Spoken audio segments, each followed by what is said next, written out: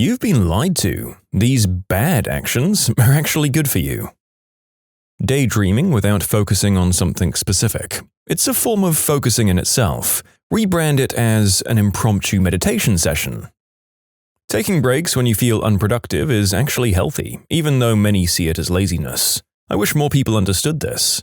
I surprised a coworker that when I start reading the same sentence of a report over and over again and start to get really frustrated or feel extremely tired and bored, I just take a break. A walk, a run, a little bit of yoga, play fetch with my dogs, or even a nap for 10 to 30 minutes to reset me and get rid of the stuck feeling that I have. Maybe I shouldn't have told them, judging by her reaction. My coworker thought that was blasphemy because I'm wasting company time. But the way I see it is, I can waste company time for 2 hours in front of the computer feeling awful and not doing anything, or I can waste 10 to 30 minutes of time, come back to work, and be 3 times more productive than I would have been had I stayed seated.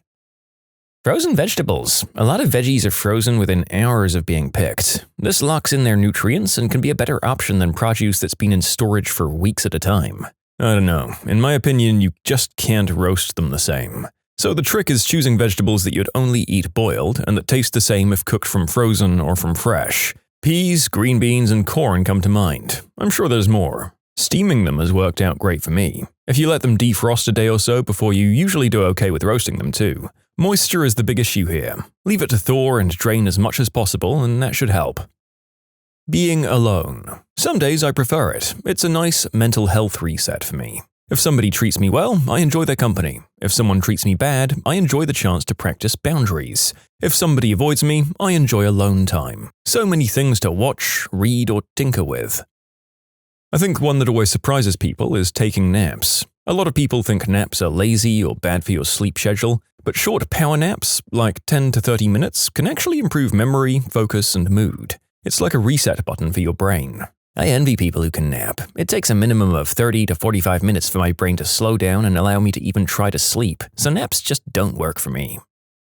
I too envy you people who can do this and walk away feeling better. If I fall asleep for half an hour in the day, I have nausea and dizziness for the next while. So it's better for me to tough it out, by which I mean complaining to everyone how tired I am while doing nothing about it. Healthy disagreements. For them to be healthy, both disagreeing parties have to agree that they're healthy disagreements. But onlookers might not know that they're healthy disagreements and think that they're unhealthy. Man, I wish more people understood this. So many people think a minor difference of opinion is a personal attack. Conflict resolution is a skill. Most people learn how to navigate this when watching healthy adults work through their conflicts. If your parents avoid conflict and saved everything for privacy, you might have missed out on good examples of conflict resolution. Pile on top of that authoritarian parents who don't allow for constructive discussions, and you're ill-equipped for adulthood. Changing your mind. Being bored. I used to think boredom was bad, but after therapy I gained the awareness that it triggered some trauma-based anxiety in me. However, those high-anxiety moments are when I need stillness the most. I've added intentional mindfulness time through my day, and it's been incredibly helpful to learn how to be bored. The VA offers a free mindfulness coach app for anyone trying to learn how to be bored. Feeling uncomfortable. Not every uneasy or unusual feeling means that you're in a toxic environment. Not every inconvenience or crappy situation is trauma. Quite often, cutting toxicity and keeping your peace in the modern world equals not dealing with or addressing existing issues that you probably should deal with. Exercising vigorously doesn't feel great sometimes, but there's a difference between uncomfortable and injured. And if you just avoid anything that doesn't make you feel good, like you avoid cauliflower and kale because you don't like the taste, or avoid exercise because it makes you tired, or avoid studying because it's boring, you're limiting yourself big time from something better. MSG. They're basically salt. Yep, I've had a PhD biochemistry professor explain it to us once, and I've been using it ever since. I can't pretend to repeat what he said, but if that dude believes it, I'm all ears. MSG is a natural derivative of seaweed. There's an incredibly racist myth around MSG. If you'd like to learn more, it was first described as Chinese restaurant syndrome. It's an umami enhancer. Now, processed, it looks like salt, but bonds with salt to allow you to truly experience the combination of flavors. Kids playing outside with little to no supervision. It helps them to develop critical thinking skills and gumption to solve problems on their own, especially through collaborative play. Key to this is also mandatory garden hose water sucking. They will in fact only get their H2O intake from the garden hose. Potato. Boil 'em, mash 'em, stick 'em in a stew. Wait, but people think that potatoes are unhealthy? They're one of the best food sources on Earth. People are absolutely terrified of carbohydrates these days, particularly people who have a limited understanding of how our bodies process food into energy. We need glucose. Please, I am begging everyone to stop cutting complex carbs out of your diets. Diabetics and insulin resistance not included. Cut the candy and the pop and all the refined and enriched crap, but eat the potatoes and the whole grain bread and pasta and the brown rice, and definitely eat that apple.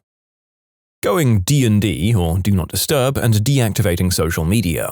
Some people might think I'm just an introvert, but having me time did me so good. I go MIA every weekend, strictly no work or school stuff, and I'll just stay at home or go out with myself, sometimes with my family, and I get to go to work on Monday more refreshed, so yeah. I'd happily do this every time if that means being more stable come the next week. Going D&D and playing D&D. I'm really hoping somebody says ice cream and donuts. Well, you can take mood boosters in moderation. Not responding to everyone's text messages. The 90s and for decades before, nobody had instantaneous contact with you. If it was important, they left a voicemail. Not feeling constant pressure to respond to others is alleviating and healthy for your mental health. The best thing I've done in ages is turn off read receipts. I don't see when people read my messages, and they don't see it when I read theirs. It's so minor, but a big subconscious relief as you don't feel pressured to respond immediately. I would recommend it. I turned mine off after a family member asked why I didn't respond, even though I'd read the message. I was at work. They knew I was at work. I just happened to have a sliver of a break to look at my messages. The message was not about anything urgent or life or death. Since then, I've had the great satisfaction in purposely replying to the family member's message a few hours later or whenever I feel like it. It's been more than 5 years and I still chuckle every time I receive a message from that person. Doing stuff alone. Going to dinner, a movie, just on your own, now and then is healthy. You get to do things on your time and just see what you gravitate towards. It also makes you aware of what you actually enjoy about other people in their presence. Plus, it's weirdly freeing. I hadn't noticed how much weight I gave other people's opinions and how much I do based on what someone else may think or want, until I started dedicating time each week to just go out and do something solo. Eating a whole range of foods and not freaking out every time you eat a slice of frickin' pizza. Take time alone and say no to others. And cry. Feeling your bad feelings. Letting yourself be sad and angry when you feel sad and angry. Getting rid of long-time toxic friends. It'll disrupt the order, but goddamn, shed that weight. Soy products. Plant estrogen does not equal human estrogen. You need an absurd amount to actually cause hormonal issues. Not even trans people go this path due to how weak the effects are. If anyone has transitioned by just drinking endless soy milk and eating vegetarian mince, please sound off in the comments, because yes, to my knowledge, it just doesn't work that way. Hugging your teenage sons. Letting your kids, especially the boys, cry if they're sad or hurt, comforting your crying babies, feeding your babies when they're hungry, baby wearing an ergonomic carrier. No, you're not spoiling your baby when you do that. Encouraging your daughters to stand up for themselves and be bold, boisterous, and brave, and encouraging sons to be beautiful, caring, and loving. Give the men in your life some love right now, especially if you're their father or male caregiver. Or their friend. The men's mental health has been horrible for years, and it's because we taught them that feelings are for girls. Let's reteach them. Find the nearest man that you love and give him a hug and a compliment. Salt and fat. Okay, confession time. Years ago, I'd absorbed 2 often heard messages, that everyone should drink more water, and that everybody should eat less salt. I was prone to dizzy spells, I got bad nausea in hot weather, and I was so thirsty all the time. One day, I went out on a quick errand and I forgot my water bottle, and I almost cried. I was so desperate to drink, I couldn't bear to go half an hour without. I was trying that hot yoga fad and kept getting so ill from a session that I'd be in bed for the rest of the day and maybe the next day too. I tried all of the electrolyte offerings at the front desk, but one day my sweat fell in my mouth and I noticed it was not salty. I checked at the desk and all of their electrolyte powders and drinks were salt-free. Because everyone gets enough salt already, they said. But no, I can tell you they don't. Not all of us are eating chips and canned soups and stuff. I eat homemade, from-scratch foods, so I wasn't getting much salt. Turned out I was low on salt for like 10 years. I started making sure to use complete electrolyte supplements and salt my food, and the improvement was amazing. Better heat tolerance, and that crazy thirst just went away. Fascinating explanation for it. When the water to electrolyte ratio in your body is too high, the body has no signal for raising the alarm, so it deploys the closest signal it has. The one when the ratio is too low, thirst. So, I was craving more water because I was drinking dangerous amounts of water. It was flushing out all of my meager salt supplies, and that was increasing my thirst. Arguing in relationships. I'm not talking about people who argue constantly. Those are people who should probably just call it quits. I'm talking about people who think that arguing in relationships ever is unhealthy. Some arguing is healthy. If you hold everything in, it breeds resentment. We all know that resentment is the death of every relationship. Coffee. Most people think it's unhealthy because they think of sugary Starbucks crap. That's a dessert. Black coffee in moderation is actually great. Studies have shown that moderate black coffee consumption might reduce the risk of heart disease, stroke, and heart failure. It's rich in antioxidants, and it might also improve digestion and promote gut health. Plus, it improves mood and enhances alertness. You can submit your own stories to be featured here on the channel. The story submission link is in the description below. Don't forget to subscribe to Am I the Genius? Playing video games. It can be a problem like any other fun thing, but for a lot of people it's a great outlet. Studies are apparently beginning to link its usefulness to hand-eye coordination, and it's assisting older people with mental acuity. And you feel much happier after playing games than you do doom-scrolling social media. Oh gosh, this one's going to be fun in a censored way on YouTube. Stimulating your reproductive organs for funsies. I'm not joking. Studies have correlated these climaxes with a lower incidence of prostate cancer. As a single guy, talk about getting kicked while you're down. Oh well, c'est la vie. Distance. Sometimes real closeness can only exist with enough distance. Dancing in the kitchen at midnight. My neighbors think I'm crazy, but my heart says cardio. Fat. Eating it and having it to a certain extent. I think people get caught up in diet culture and forget that as long as you're in a healthy weight, body fat is vital to your health. It stores energy, insulates, and keeps us warm. It's also an essential element of a healthy diet in moderation. Some people are afraid to consume things like butter, vegetable oils, and nuts, but the body needs lipids to properly function. So as long as you remain mindful, don't be afraid to indulge now and then.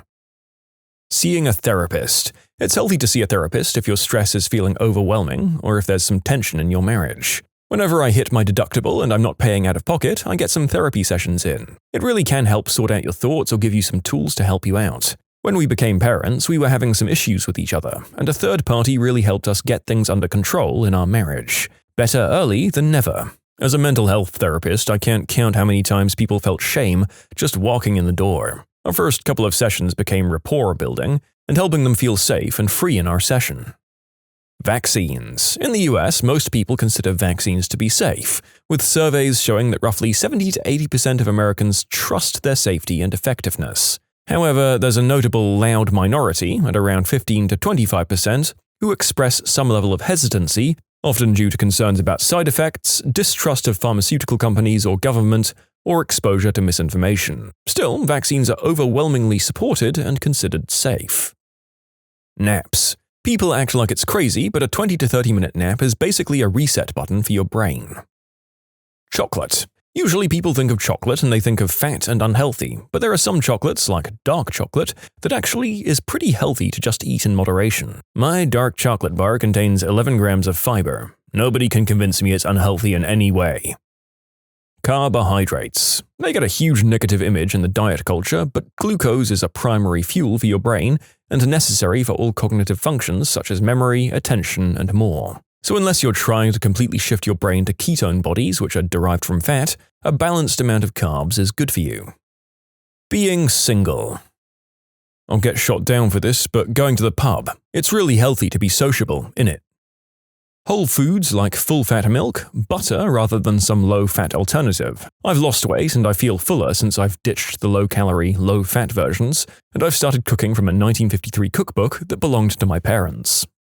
You'd think that with all of the food science knowledge we've gained since the 50s, we'd be able to make a modern book that also helped you shred some pounds, but there you go. Most cookbooks from that period that I've seen are full of very brown, unhealthy-looking food. Eggs. Men crying. Anger.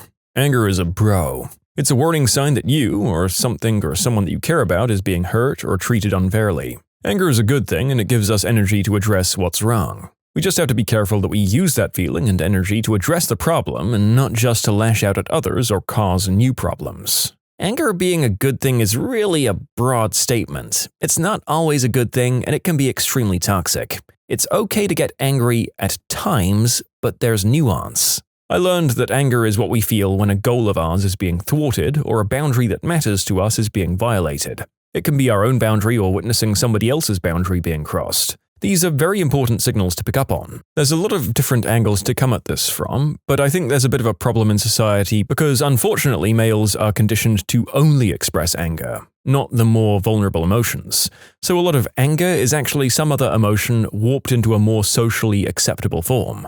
For females, however, it's the opposite. All of our lives we're conditioned to not experience or show anger, so we end up missing potentially life-saving signals.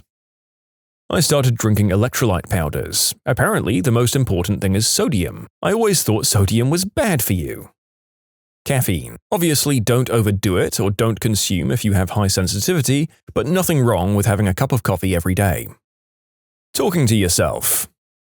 Having a little extra weight. People who aren't skinny or very overweight actually have some of the best health. A little fat is protective. I'm trying to get my wife to realize this. She's had 3 babies and her body looks amazing. It's curvy in all the right places and she still looks like she's at a healthy weight. But she has what she calls a little mum pooch that to me at least is hardly noticeable, and what's noticeable is cute. I don't know. It looks normal to me. She says she wants to be a healthy weight, which I support, but I think she is. I think she's just comparing herself to stick-thin women, who I personally don't find attractive, and she thinks she needs to get there. I wish she'd just believe me. She looks incredible, and I don't think it's just my bias. I think most people would think she looks really healthy. We need to stop normalizing the extremes of super ripped or super overweight and just normalize being in shape and healthy without an emphasis on looking ripped.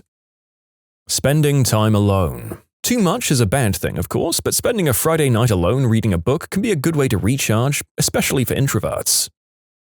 Carbs, starches, please eat them. I'm sorry to yell, but I'm an eating disorder therapist, and carbs are bad is just really a damaging thing. It's a macronutrient for a reason, and it's our brain's preferred source of energy. All of the people who are about to say, well, technically, just save it, I've heard it all. Please eat carbs unless you're on a specialized diet working with an RD. Drinking once in a while is considered healthy. It reduces stress levels. Fries. Make them in an air fryer. Whether white or sweet potatoes are used, they're full of good things, especially if you keep the skin on. Burgers, if you make them yourself. I'm currently cutting and I have a burger almost every day. Homemade burgers are often far tastier than fast food burgers too. I tell people all the time I eat pasta, pizza, and tacos, and I just make them at home and way cheaper. I don't understand people who only think lettuce is healthy. Butter instead of margarine. Sleeping according to your body's needs, not according to societal norms. Fasting or just not eating. Fasting triggers a natural process called autophagy, where the body recycles and cleans out damaged or unwanted cellular components when the body is hungry. This can actually benefit you. Waiting until I'm slightly hungry instead of eating at normal increments makes food taste better and provides a bit more satiety. But I don't wait until I'm ravenously hangry. Mood issues and overeating become the issue then. Balance is a difficulty level. Having space from your partner from time to time. Forgiveness. I'd qualify this as more don't live with a heavy heart. Sure, forgive people for honest mistakes or over arguments that are ultimately meaningless, but forgiving someone that will just hurt you again will just hurt you again. And you only do a disservice to yourself and your feelings by forgiving something that shouldn't be forgiven. You'll break yourself trying to forgive the unforgivable. What's important in any case is to heal, move on, and live a fulfilling life, not wallowing in misery or suffering in silence.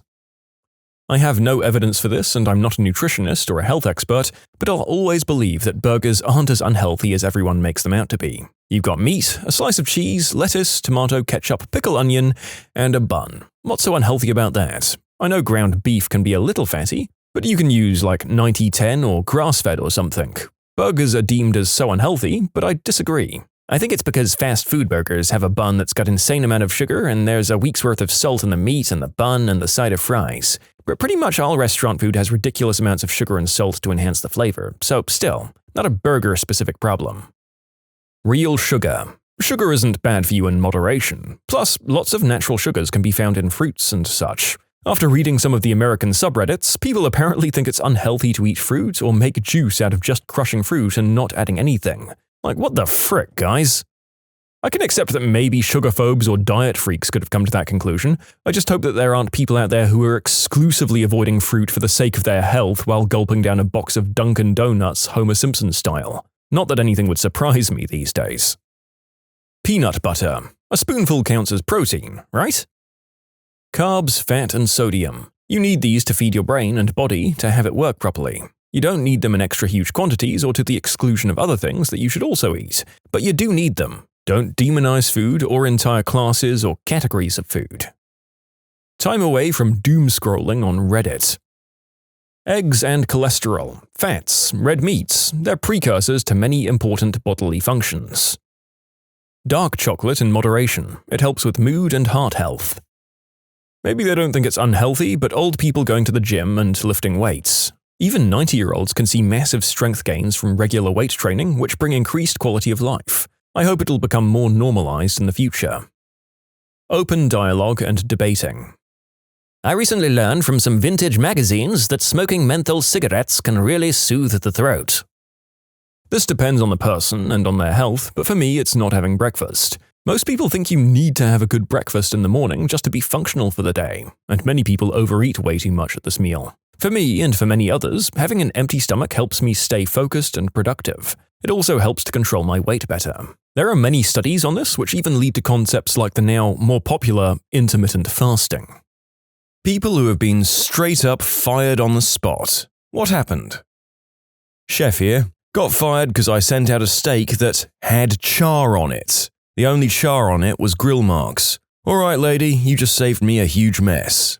Who would want a steak without char? When I worked as a server, we had a family that would routinely come in and want well-done steaks with no black marks. They sent several steaks back the first time they came, and eventually one of our cooks microwaved their steaks. They came back 2 or 3 times a month for the rest of the time I worked there, and happily ate microwaved steaks. A bunch of weirdos. Everyone was fired in one fell swoop. They'd decided to stop having our work-from-home department. It explained why I'd spent the last 2 weeks training people who they'd originally said were not eligible to work my job. I handed my boss my 2 weeks' notice and she ripped it in half and said, "Don't bother, you're done today." HQ wasn't too thrilled with her decision as they had to pay me a severance because of her hatred toward me. I came back to my summer job at an amusement park from missing 3 days with strep throat. I handed in my doctor's excuse and was fired for missing work. Apparently, to call off, you couldn't just talk to a manager, you had to talk to the department head, a person I'd never met with a phone number that had never been made available to me. Because I missed more than 2 days, it didn't matter that I had a note, because I was considered a no-call and no-show. The assistant manager I gave my excuse to handed me a letter back that said I had 10 minutes to clear out my locker and vacate the premises or they'd call the cops for trespassing. I was 16 in a state with very liberal employment laws and my mum retained a lawyer. I didn't win any money, but they ended up having to list me as rehirable in their system, and they paid a huge fine for essentially making it impossible for employees to call in sick. That's just ridiculous. Surely when you told your manager initially, the smart thing to do would be to give you that person's number, so they don't have to go through the effort of hiring someone else. I was one of 200 employees. They did not care. I was having trouble making sense of the harsh policy up until I read that last part. Of course, it makes sense that unskilled teens are easy to replace, but throwing away an otherwise reliable staff member for an explained absence would be really dumb in smaller businesses. Was working in the deli counter of a supermarket. I asked my closest manager if I could come next week on Thursday 2 hours later because I had a final exam that morning. Got fired on the spot. Don't bother coming into work tomorrow, you're fired. I was told Friday out of nowhere, we won't be needing your services anymore. After being told in November I would have a position into next year at the minimum. So that was a fun holiday gift. Same. Let go before Thanksgiving after 5 years at a company and negotiated my new raise with substantial documentation of my worth to the company. I was replaced almost immediately and suspect my raise was given to that individual. I witnessed the following. I worked at a camera store many years ago and we received a life-size cutout of Andre Agassi, the tennis player, who was promoting Canon cameras. We set up the cutout in the store, but our crotchety owner came in, didn't like it, and told us to throw it out. So we put it away, but when the owner went out for lunch, we took it back out and proceeded to take a few goofy pictures in front of it. Then we put it back away. When the owner came back from lunch, he returned to his office and then 5 minutes later came rushing down the stairs, red-faced and screaming. We had forgotten about the security camera and his secretary had snitched on us. "I told you to throw that thing out," he screamed. He then went into the back room, dragged Andre out, and started trying to tear the thing apart, bending the head back and forth. That cardboard is pretty tough though, and he was not a strong guy, so he just stood there for 30 seconds, furiously struggling with it. We were all trying to hold it in, but one of my coworkers couldn't help it and started laughing at the absurdity. Our owner heard it, whipped around, and screamed, "You're fired! Get out of my store immediately!" We were all shocked, but the guy picked up his jacket, walked out, never to be seen again. I was fresh out of college at an IT contract-to-hire job. I came in on a Tuesday, sat down at my desk, and the boss came up behind me and told me I was fired. I sat there open-mouthed and then asked, "Why?" He said that I was not a good fit for the company and that I had to leave. So I gathered my things and he stood there watching me, probably making sure I didn't steal anything, and escorted me out of the office. I found out later that because of the size of the company at the time, they were looking for a Tier 3 worker, but I was Tier 1. I told them this in the interview, but apparently they did not have the resources to train me. Well, joke's on them, I went through a month of unemployment and found an even better IT job where I make a lot of money and work only half as hard as on that job. Well, that worked out well. Yes, in the end it did, but it was a whole month of not having a job. I applied to 5 jobs a day. I didn't have any interviews throughout the whole month of applying for jobs. I got called by a headhunter company that told me I could interview for the position I have now between Christmas and New Year's. I got the job and eventually got full employment, and my wife and I just had a baby when I got fired at the time. I told my manager at a fast food place that I was going to be looking for a new job and to not schedule me after this pay period. The next week I see my name on the schedule and ask her what the deal is. "I told you I was going to get a new job and to not schedule me." "Well, did you get a new job yet?" "No, but I'm still not sticking around for this one." "Well, you know what, you can just not come back here now with that attitude." She sure showed me. It's the best thing in the world when idiots fire you when you're trying to quit. Cool, thanks for the unemployment checks. I was working for a small, family-owned restaurant. All the waitstaff and most of the kitchen staff were family or friends with the owner. I was hired as a waitress and I did okay, not great, not terrible. It was my first time being a waitress. One day, one of their regular customers came in who's a bit of a local celebrity. He apparently came in once or twice a week and tipped very well. Normally, the owner's daughter would take the table, but she was out sick, so I took them. I got an amazing tip from him, and he told the owner that he would like me to wait on them if I'm available in the future. The second he left, I was fired. What? For what reason, and what would they tell Mr. Fancy Pants when he came in again? I was told that they couldn't afford to keep me on as a waitress, basically. It was so many years ago that I can't remember the exact excuse she gave me. But her reaction when Mr. Fancy Pants requested me was more than enough context I needed. I never went back to the restaurant after that, but I learned it shut down a year or two later. I fired a person for disappearing on their first day of work after a couple of hours. We worked in the manufacturing plant and he took off to try and find some cute girl he knew that worked there. The guy was married and he asked, "What am I supposed to tell my wife?" I said, "Probably not the truth." Me and my friend were 2 young Irish lads working on rebuilding the Canary Wharf Tower in London, which had been blown up by some other Irish lads a year earlier, but that's another story. It was like Nakatomi Plaza. There were so many floors, if you didn't feel like working, you could just go to some random floor and hide out for a while. So me and my friend, both 18 years old, were hungover one morning. We went to the 23rd floor, where there was a comfortable couch and we lay there smoking green herb. Suddenly, the English foreman appears and fires us on the spot. As he was walking away, he says, "That was taking the mick, lads." Unfortunately, there was somewhat of a misunderstanding here. What he meant was that our behavior was so bad we crossed a line. However, in Ireland at the time, "that was taking the mick" meant "I'm only joking." So we continued working for another 3 or 4 hours before he came back and said, "I fired you this morning, what the hell are you still doing here?" For the record, the foreman in the original written story actually said, "You're taking the not safe for work word for urine." But we can't say that here, and the closest possible alternative the narrator could think of was, "You're taking the mick," which ironically is a pretty derogatory term for an Irish person lending a whole new confusing angle to the foreman's statement. Sorry. Not me, but my brothers. He was valeting at a fancy beach club over the summer, and they hired a new kid from the area. The first car this new hire gets into, he backs into another car. My brother takes him to the side, tells him to calm down, the beach has insurance for this very reason, it's no big deal. Second car, the guy runs right into a parked car, which causes that car to smash into the one parked in front of it. My brother gives him $50 cash for the day of work and tells him not to come back.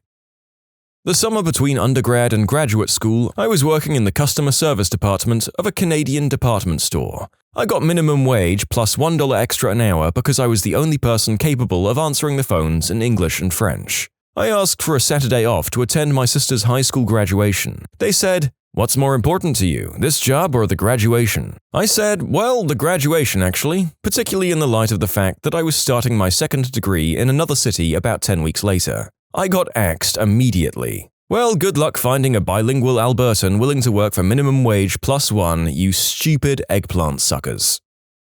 I was 15, I think. I was a lifeguard at a subdivision pool. Being the new guy and the young kid, I worked every weekend. Friday night, Saturday night, Sunday day. I'd already missed going to my grandparents a couple of times and my parents were taking a vacation. I asked off and was told that I couldn't go. My dad basically said, "You're going, I don't care." I told the boss this and she said, "You still have to work." I left with my parents, and when I got back there were a dozen messages on my parents' answering machine saying they couldn't open the pool because I wasn't there. She fired me 3 or 4 times that weekend. She was a bored housewife hired by the Homeowners Association to schedule the lifeguards who were mostly high school kids. She fired another for wearing a bikini. They didn't use her the next year, but by that point in time I was 16 and had a better job. They couldn't open the pool because I wasn't there? Not exactly a solid business plan if it counts on a 15-year-old having a 100% attendance at work.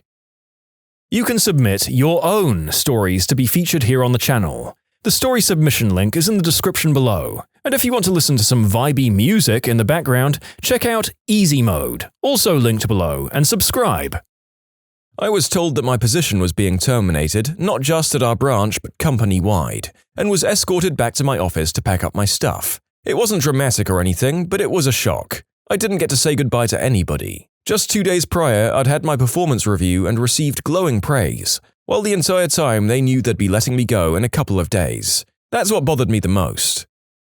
My first job out of college was for a very small dental insurance claims clearinghouse. The company had recently split from another company whose name was on the software that all the dentist offices used, so that was the name they recognized. The two companies were basically fighting over their client base. So my job was to call up all of their clients to remove the old software from the former partner and install all the new janky second-rate programs they'd cobbled together since the split. My job alternated between calling up customers to install the new software and train them on it, and troubleshooting the problems with the software and come up with workarounds, typically during training calls. Clients were typically finding out from me that the software was changing and I was supposed to insist that it was the same company, just different software. After almost a year of this, I was getting to the point where it felt just so awful to trudge my way into work because I knew I'd spend the day getting yelled at by clients who were upset that their routines were changing. I spent a lot of my downtime complaining to my friends over my personal email about how awful it was.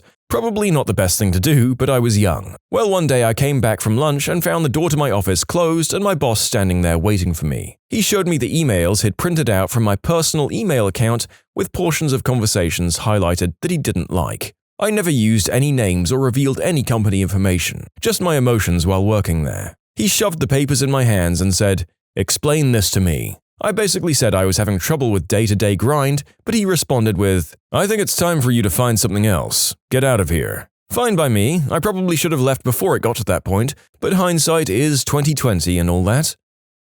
I was 16 and it was my first job as a lifeguard in a neighborhood by my house. It was a very relaxed pool and we were never completely packed, and the kids that did frequent the pool seemed like me. As a lifeguard, I was often audited. The pool company owner's son would come around and test our lifeguard skills, and I passed twice that summer. Towards the beginning of August, he came around while our pool was shut down because of thunder and rain, and I kid you not, they audited me while it was storming. Me, young and stupid, not wanting to lose my job, said, "Okay," and in comes the owner's son's friend who probably weighed over 300 pounds. I'm 115. He jumped into the deep end and sank to the bottom, and I was supposed to save him.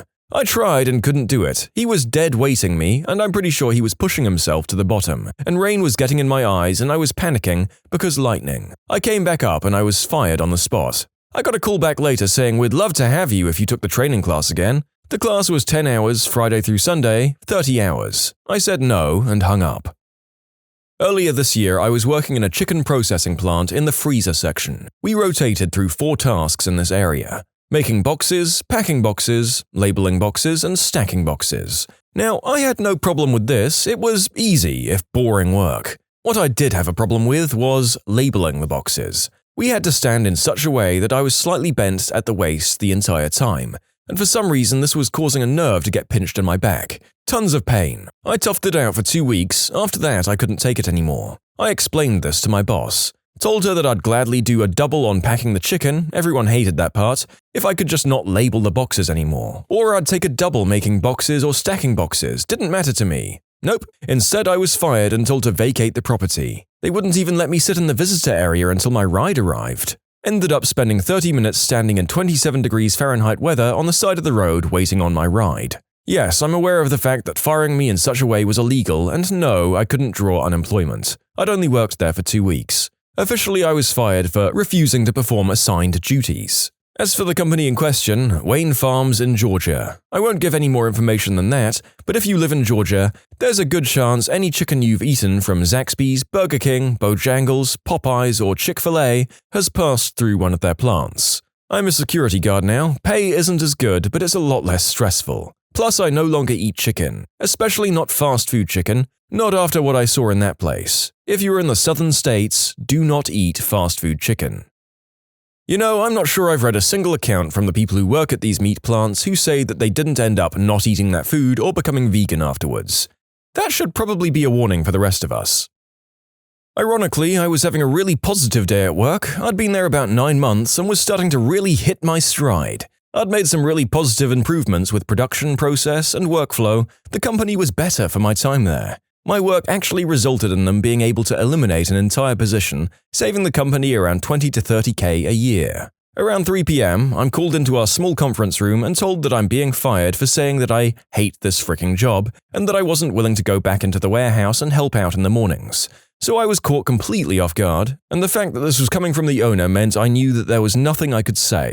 But I still defended myself by saying there was no way I would have said that I hated my job. But still, I was guided to my desk where I packed my stuff in shock and headed out. I remained in contact with one of my coworkers, and about a year later it came out that the same thing was tried on her. Turns out the operations manager was a nut, and having the ear of the owners, she would straight up lie to them and get people fired. Why? I still don't know, but they knew the second coworker much longer and better than myself. So when operations manager told them what that coworker supposedly was doing, they talked to her directly and determined that the OM was lying. This time, the OM got canned. There are days I wish they'd still have the stones to reach out to me and apologize. It's been 5 years now though, so that won't be happening. The experience really shook me, and I can still see the effects to this day. That was my first real job out of college, and I'd decorated my little office with personal items, some drawings my daughter had done, and other things. Now I refuse to decorate with anything personal, and I keep the bare minimum of personal articles in my office. Getting canned and having to stand there and be watched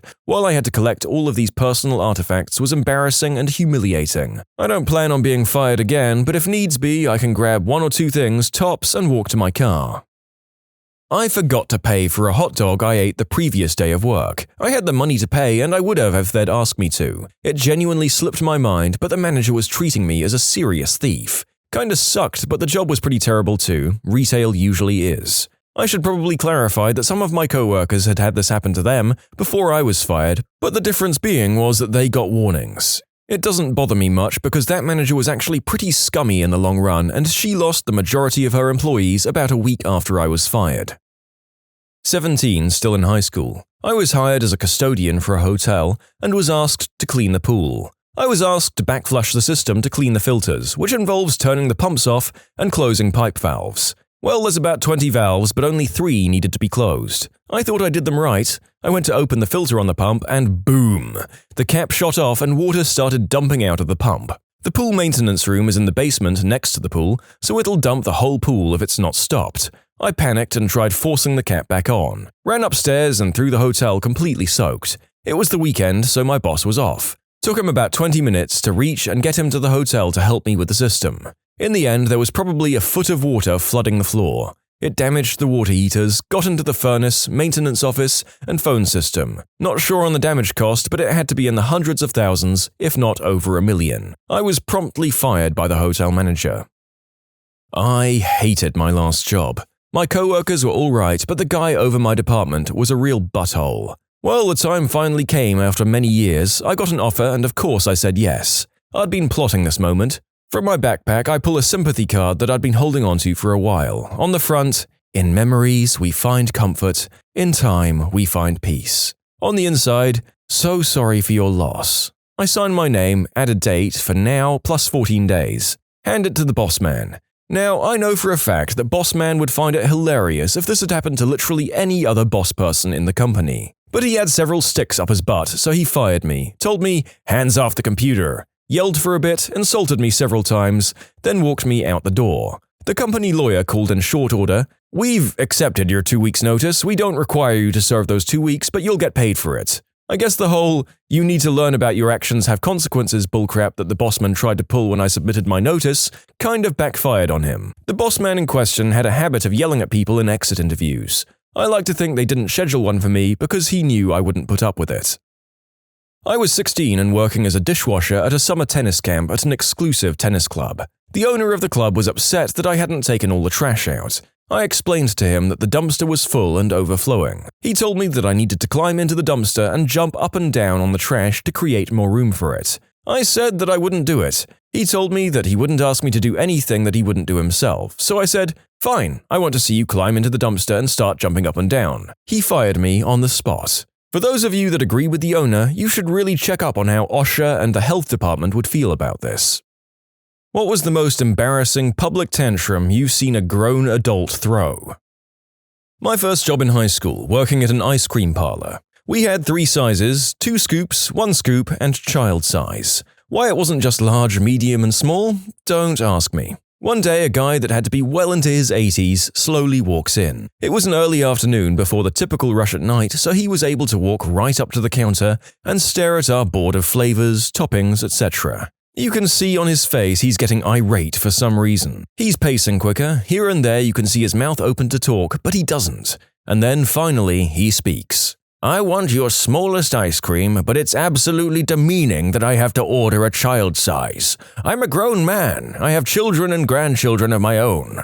This goes on, and I'm unable to get a word in edgewise. He keeps going, and finally I interrupt. "How about this? I just give you the smallest size we have, call it a small, and charge you for our cheapest ice cream." For some reason, this answer wasn't acceptable. He goes back into his rant about being a grown man, and is now screaming at me about how insulted he was. I again reiterate, I can just give you a small ice cream, but no, anything beneath an institutional change wasn't going to stop this guy. He just kept going. Now other customers are starting to walk in and just watch him rant, screaming, "Do I look like a child?" and things like, "I have grandchildren older than you." Meanwhile, he's refusing to order something else, or just consider the smallest size as small rather than child size, which was written on the board, and won't leave either. The owner now comes in from the back to see what's going on because there's now a long line. This has been going on a good 10 minutes. As is usual in these situations, the owner introduces himself as the owner, which prompted the response, "Good, your employee insulted me." As the man explained how I insulted him, the owner pivoted to the same thing I did. "Can we just call it a small and be on with it?" This made things worse. Finally, after him screaming at the owner for a few more minutes, the owner says, "You came into my shop, don't like the name I used for my ice cream sizes, berated one of my employees, and are berating me. Please stop using the phrase disrespected because you're the only one being disrespectful." Usually, in internet stories, this is when the writer puts, "and everyone clapped," but no one did. The situation was just too awkward for them to acknowledge that they were paying attention. The old man went to talk and the owner cut him off and just said, "Let me be frank. Tell me what will make you happy and I'll do it." The old man stood there for a few seconds and just angrily said, "I'll never come back here again," and walked back out the door. In conclusion, I got screamed at because the ice cream shop I worked at called a small a child size. In food service, I met so many customers who stormed out over stupid crap claiming they'd never return, but sadly, most of them did. Complaining is what makes them happy, and people in customer service put up with it longer than most. Yep. Is this the same in retail, or is it mainly a hospitality thing? Because I feel like I encountered enough of these for several lifetimes. I help my cousin out on jobs where he gets in over his head. One time our uncle went out for sandwiches and got them for the whole crew. My grown, 45-year-old cousin had a freaking meltdown on the job site and started throwing crap because his sandwich had pickles on it. He broke the windows of his own vehicle and destroyed about $1,000 worth of materials over pickles. We're both on the spectrum, but he was never disciplined as a child and allowed to lash out, so he does it frequently. This is the biggest one I've ever seen anyway. I used to work as a manager at a wings place. A lady and a guy got incredibly upset at us when they asked for their order and we didn't have it. We've been waiting for 30 minutes. How isn't it done? We don't have any orders in the last week with that name. I don't know what to tell you. Well, we paid for it. Would it be under a different name perhaps? Oh yeah, our son ordered it. Try Jack Smith instead. Not actually his name, but you get it. Okay, that's not showing up either. How about you show me your receipt and I can look up the confirmation number? The girl hands me the receipt. The son ordered their food under the name EA Sports, It's in the Game. When I let them know what it was actually under and got the food for them, they legit was screaming at me and trying to say it was my fault. The guy started throwing chairs at other customers and hit the windows with a large rock. Police were called and they left. Eventually, the guy came back 3 hours later to yell at me and my crew more, and we called the police a second time. I pray for that son and I hope he's okay. His parents seemed a little off their rockers. I once had someone refuse to give me a name for an order, not food-related. The job was expected to take roughly half an hour. And they were like, "Can't you just remember us?" I said I might not be here when they get back, just give me any name. So they clearly made one up, something like John Smith. They came back hours later, even though they promised to be back in half an hour, and gave me their real name instead of the fake one. Then started getting crappy when I couldn't find it. I remembered who they were eventually, but I thought it might be a good lesson in why you need to remember your damn names. I've posted this before, but I witnessed some lady having a full-blown tantrum in a Culver's drive-thru. I was on the headset that day, and when she pulled up to the order screen, I asked for her order. She snapped back that she wasn't ready, so I told her to go ahead and order when she was ready. For whatever reason, that set her off because again she snapped back and said, "You know what, just for that, I will take my time."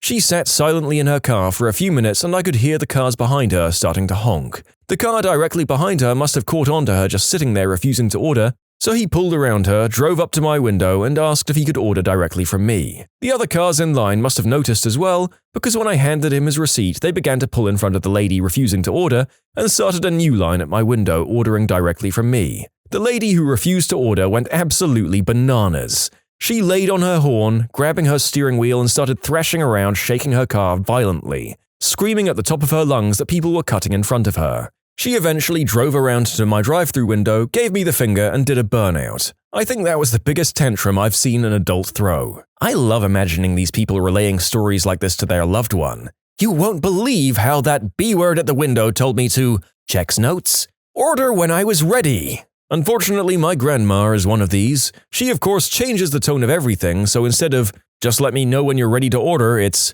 "'Kay, let me know when you're ready," eye roll. A longtime parishioner entered church on Sunday and saw a new young family sitting in her pew. She told them that they'd have to move as they were sitting in the pew she'd occupied for worship services for many years. As I once described, when they refused to relocate, the lady said, in full voice for all to hear, that she wouldn't stand for their insubordination and that she was leaving and taking her substantial pledge with her. I mean, Jesus lost his crap completely at people trying to hustle outside of his dad's temple, and yet 2,000 years later there's a massive sect of Christians that missed the memo. I do business with a local AT&T store. I was getting a phone for our company and this guy was trying to get an iPhone for his teenage daughter. I'm not sure what went on, but apparently they didn't have the exact phone she wanted and they were going to have to order it. That wasn't good enough, so he started having a full-blown temper tantrum saying the sales associate was ruining his daughter's birthday gift. The manager comes out to see what's going on and there's another customer who's in there and this guy is like 6'5", goatee, bald head, roided up with a full sleeve tattoo, and he says, "Hey, calm down." And the angry dad said, "Who said that?" The bald giant said, "I did," in a very angry voice, and the dad just put his head down and shut up. The manager was trying to see what was going on, and the dad was like, "We're gonna go now." I wish I could say everyone clapped, but the sales associate was extremely grateful. Years ago when I was waitressing, a kid threw garbage into our potted plant and I made the kid remove it. Then the mom tried to yell at me, but a little old Israeli lady got up and told her off. This old lady was tiny, but steely. Like you could believe she had fired a machine gun during the war. The soccer mom skedaddled out of there. When I used to work at Best Buy, a woman was absolutely teed off and threatening to sue for false advertisement because a Kindle case was $2 cheaper than what was listed in the ads in the Sunday paper. Okay, so my early question about whether this happens as much in retail seems to have been definitively answered by a few other posts now. Hospo and retail slaves, unite! My own mother. We were getting food at a food truck. They must have pressed the wrong button or something because she got charged for $11 when it should have been $10. My mum immediately blows up about it, demanding they give her back her $1. The cashier apologized profusely and said it was a mistake. They got the manager or owner or whatever to come over and help refund the money. The whole time they're trying to figure the computer out, my mum is ranting and raving about how they were overcharging her on purpose to pocket the money since she didn't tip. She calls them thieves and criminals. I straight up told her, I'll give you $1 right now if you stop, and of course she says it's all about the principle. After they fix it, we leave. She keeps ranting to me about it, so I make up an excuse to leave. Later in a text, she tells me she went to the nearest police station after that and made a report against them. I very much wish I could have seen the police officer's reaction. I bet they were dying laughing inside and probably threw her report away the moment she left. This woman is 40 years old. What in the actual frick? Frick, you just reminded me of a client. I work in an animal hospital that called and left a message for the doctor she just saw stating, I found some white fur on me, and I know it didn't come from my dog because he has black fur. I find this absolutely unacceptable, and I will be leaving a message with the hospital manager. Neither of us heard anything from the hospital manager. The last time I was at Heathrow Airport, I witnessed a woman in her 30s, dressed in business attire, literally kicking and screaming because they wouldn't let her take an open carton of juice through the security checkpoint. You can submit your own stories to be featured here on the channel. The story submission link is in the description below. And if you want to listen to some vibey music in the background, check out easymode, also linked below, and subscribe.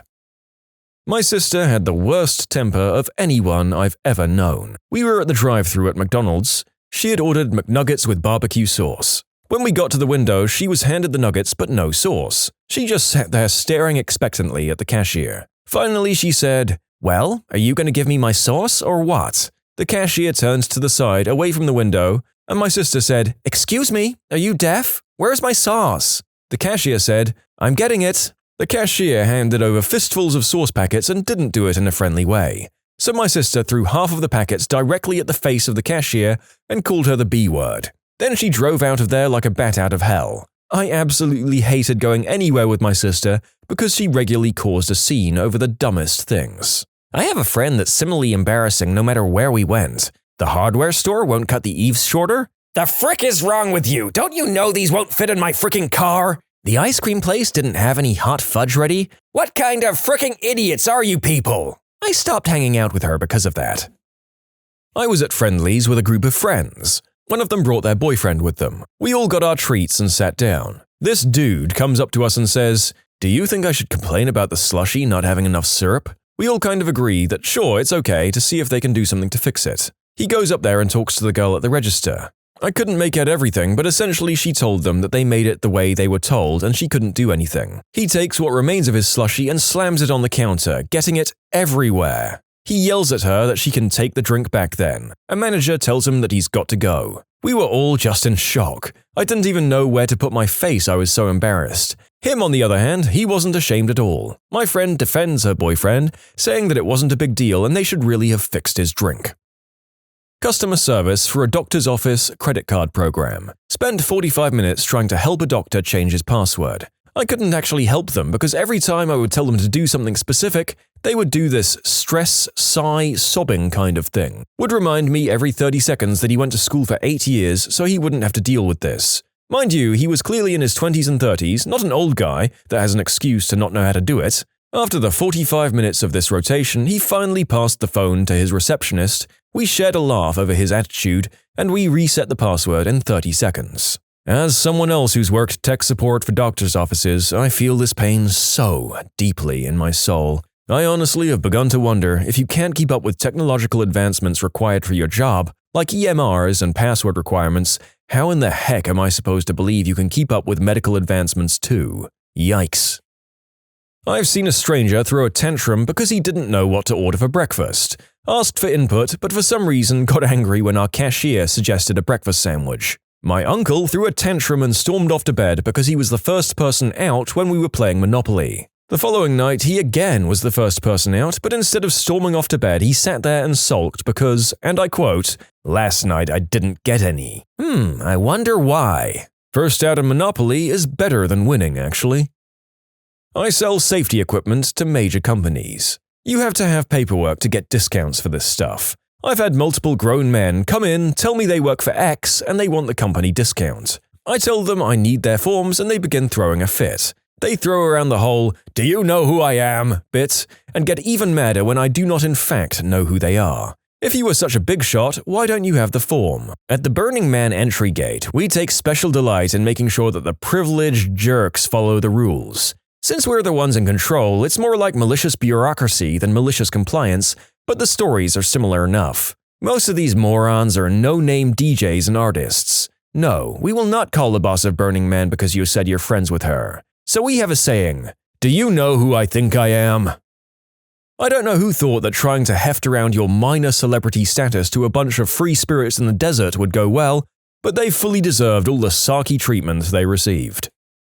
The one I will always remember happened over 20 years ago. Long story slightly shorter, and this was back before September 11th, a man and his girlfriend came to the gate at the airport. There was some mix-up where the girlfriend had given her luggage to the skycap, but hadn't checked in for the flight, so she didn't have a boarding pass. The flight was oversold and there was no seat available for her. It was a flight to Washington, D.C., and it was the last one out until tomorrow morning. When this guy finds out she can't get on the plane, he goes ballistic. He literally starts screaming at the gate agent. In a post-September 11th world, I'm reasonably certain he would have been arrested or at least kicked out of the airport. He's going on and on about how important he is and that he's a member of some platinum club. How dare his girlfriend not get on the plane? People with the cheap tickets should be booted to accommodate her. He'll reach out to the corporate offices, etc. Basically, he was making a huge public butt out of himself. Well, it wasn't this gate agent's first rodeo either. She let him scream himself out, and when he took a breath, she looked at him and said, "There is exactly one person who can get your girlfriend onto the plane, and that person is me. I suggest you take a seat, be patient, and I'll see what I can do." He started going off again, and she said louder than him, "I will see what I can do." Finally, he sat down. She made some phone calls, typed on her computer, and finally came over the loudspeaker saying, "This flight is overbooked. Do we have any customers willing to take a later flight for X amount of flight vouchers?" Silence. She asked a couple more times, raising the ante, and again, silence. Now, I had nowhere to be until Tuesday, so I could have easily taken a flight the next day, but I'll be darned if that idiot is going to get his way. Seems like everyone else there felt the same way. No one took the offer. Eventually, she called the two of them over and said, "I'm sorry, I've offered the max amount of vouchers I can and no one's taking it. I need to start boarding now. If she needs to get out tonight, she can try another airline or I can put her on tomorrow's flight right now." The guy was like, "Frick you," and walked off with his very embarrassed girlfriend in tow as he was muttering under his breath, "Bye-bye." If the guy hadn't been such a first-class prick to the gate agent, who literally had nothing to do with the situation, she could have taken my seat and been on her way.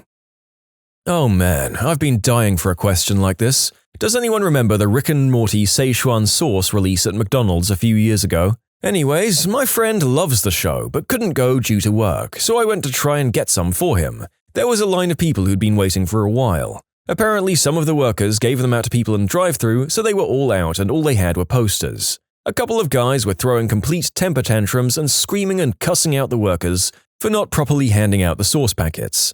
After screaming at them for a good 10 to 15 minutes, the guy demands a poster. The worker says they have to purchase a meal in order to get the poster, and the guy flips out again and orders a meal in a really condescending tone. As soon as he gets the meal and his poster, he takes his meal and starts throwing it against the walls, and then takes his two children with the poster and walks away while cussing at them on the way out. The next few guys in the line do the same thing. They only had like 5 to 8 posters. The vast majority of people towards the front all threw baby tantrums and threw their food and drinks everywhere, making a huge mess. Luckily, I recorded a decent amount of it. Absolutely insane how childish these grown men were acting over a fricking sauce packet. Most of them had their children with them too. It was honestly just so insane, I couldn't believe it.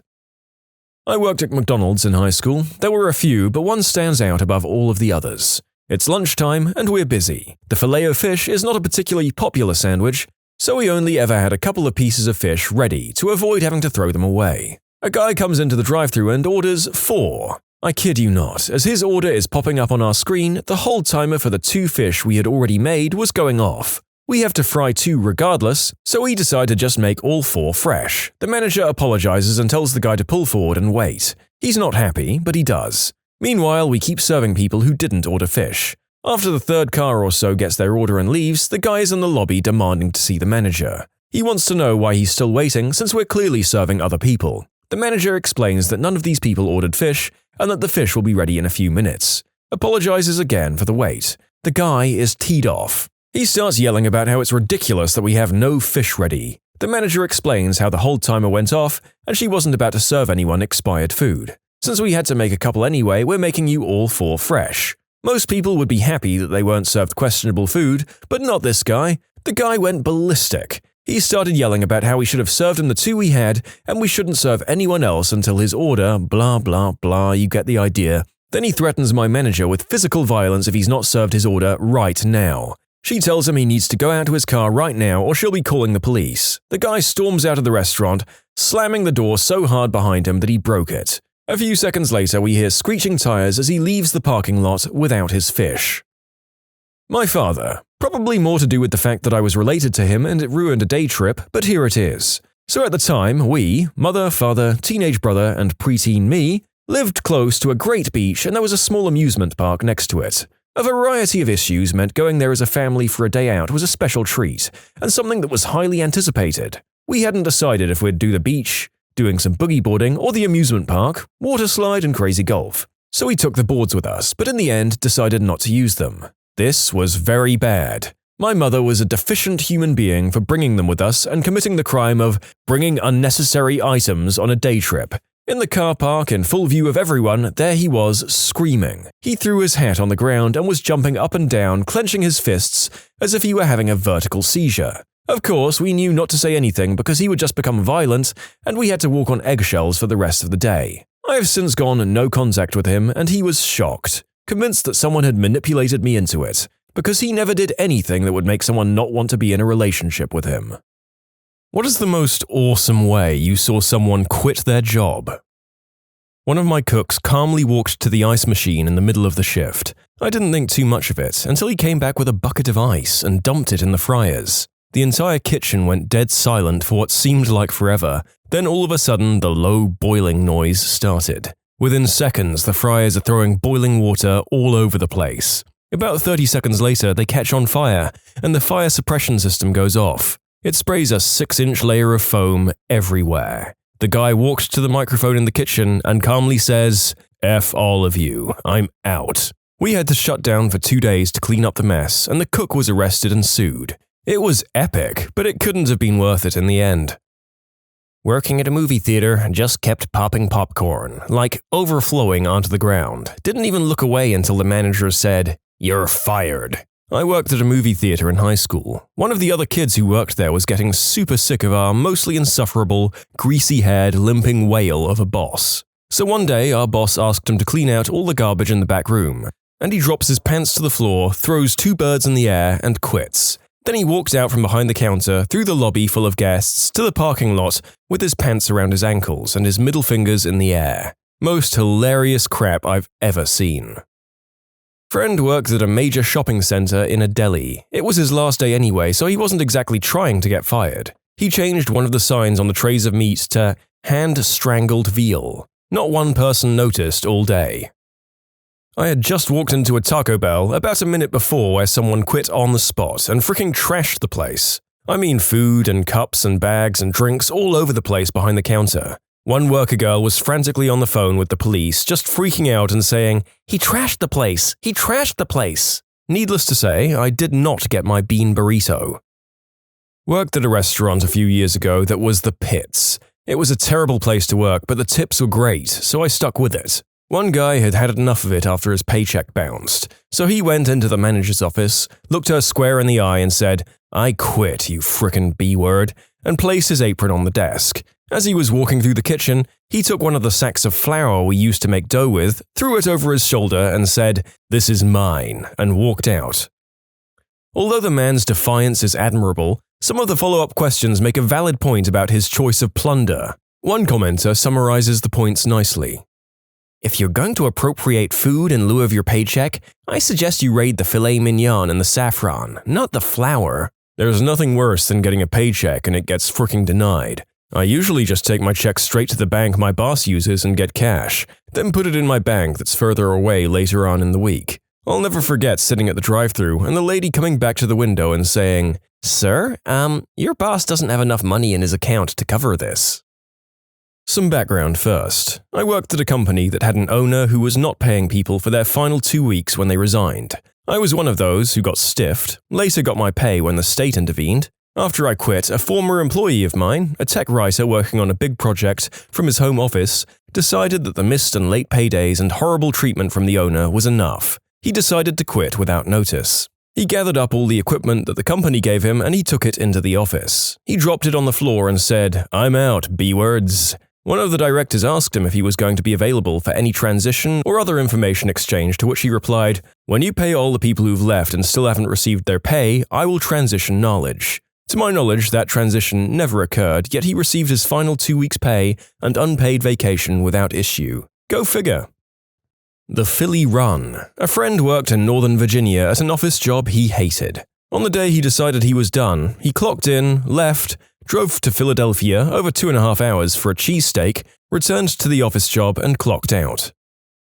A bartender I worked with had a really bad run, was a little bit strung out on white snow and life in general, but anyways, we had this really bad day at work and this woman kept pestering us about the service. Eventually, he just took the money she was holding to get our attention, got his lighter out from his pocket, set fire to the bill and held it in front of her while saying something like, "F you, you stupid fricking B-word." Then he just left and never came back. He's kinda crazy, so I'm happy he left. I didn't work with him, but I'm reminded of the JetBlue male flight attendant who popped the emergency exit slide, cracked open 2 beers, drank them on the way down the slide, and left. When the police arrived at his house, he was in the middle of doing the deed with his wife. I guess there comes a point when enough is enough. I like to think I can drink fast, but 2 beers on the slide? I need to shake this man's hand, or probably give him a fist pound through the prison glass. I was shopping at a Walmart one night, probably around 8 or 9, for some laundry detergent. As I was looking for the right aisle, a navy blue collared shirt went soaring from cash register 11 to aisle 14. I turned to my right and saw a shirtless black man with a 90s Mike Tyson fade, a golden Jesus necklace, and a chest tattoo that read Stu Manchu. After watching his shirt slowly float to the ground, he proceeded to go to his register's intercom and say, "Attention all customers, this N-word just quit." After putting his high-flying middle finger down, he ducked underneath his register, went ahead and pulled out a folded razor scooter with green wheels. He assertively put on his JanSport backpack, pried open the scooter, flung the base of it around his hip, and with one rooster swipe of the shiny Walmart floor, he went from 0 to 60 in 3.5 seconds. The automatic doors diverged like the Red Sea, and the man, without any regret, scooted his way into the arms of unemployment. Been working at Walmart for a good 7 years. The only time anyone actually quit in a way to be any type of story happened about 3 or so years ago. He was a CSM, or a customer service manager, and was at the return desk trying to help these 2 real annoying ladies.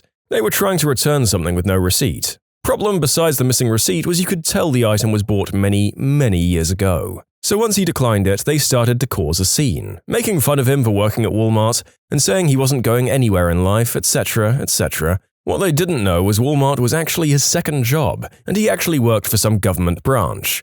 After about 15 minutes of their hazing, he quietly removed his badge, came around the counter, removed his shirt, got on the intercom, yelled he quit, then looked at the 2 ladies and asked, "Now that I don't work here anymore, would you like to go outside like you suggested earlier?" They were shocked and just standing there. Then he just replied with, "I freaking thought so, you stupid hood rats," and then just walked out.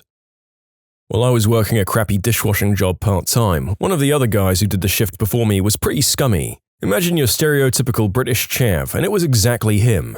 The big dishwashing machine was a little excitable. It would blast water towards the opening hatch so hard that it would leak pretty badly even when sealed shut. So imagine the look of surprise on my face when I walked in for my shift to see a buck-toothed chav, completely undressed, being blasted by scalding hot water from head to toe from an open dishwasher, yet still wearing a backwards-facing cap that was surviving the ordeal. He looked at me and I managed to decipher the opening sentence to, "Done with this crap."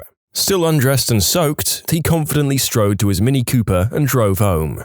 I never saw him again after that. Does being a real prick count? I knew a guy who quit Dairy Queen by unplugging all of the freezers and leaving.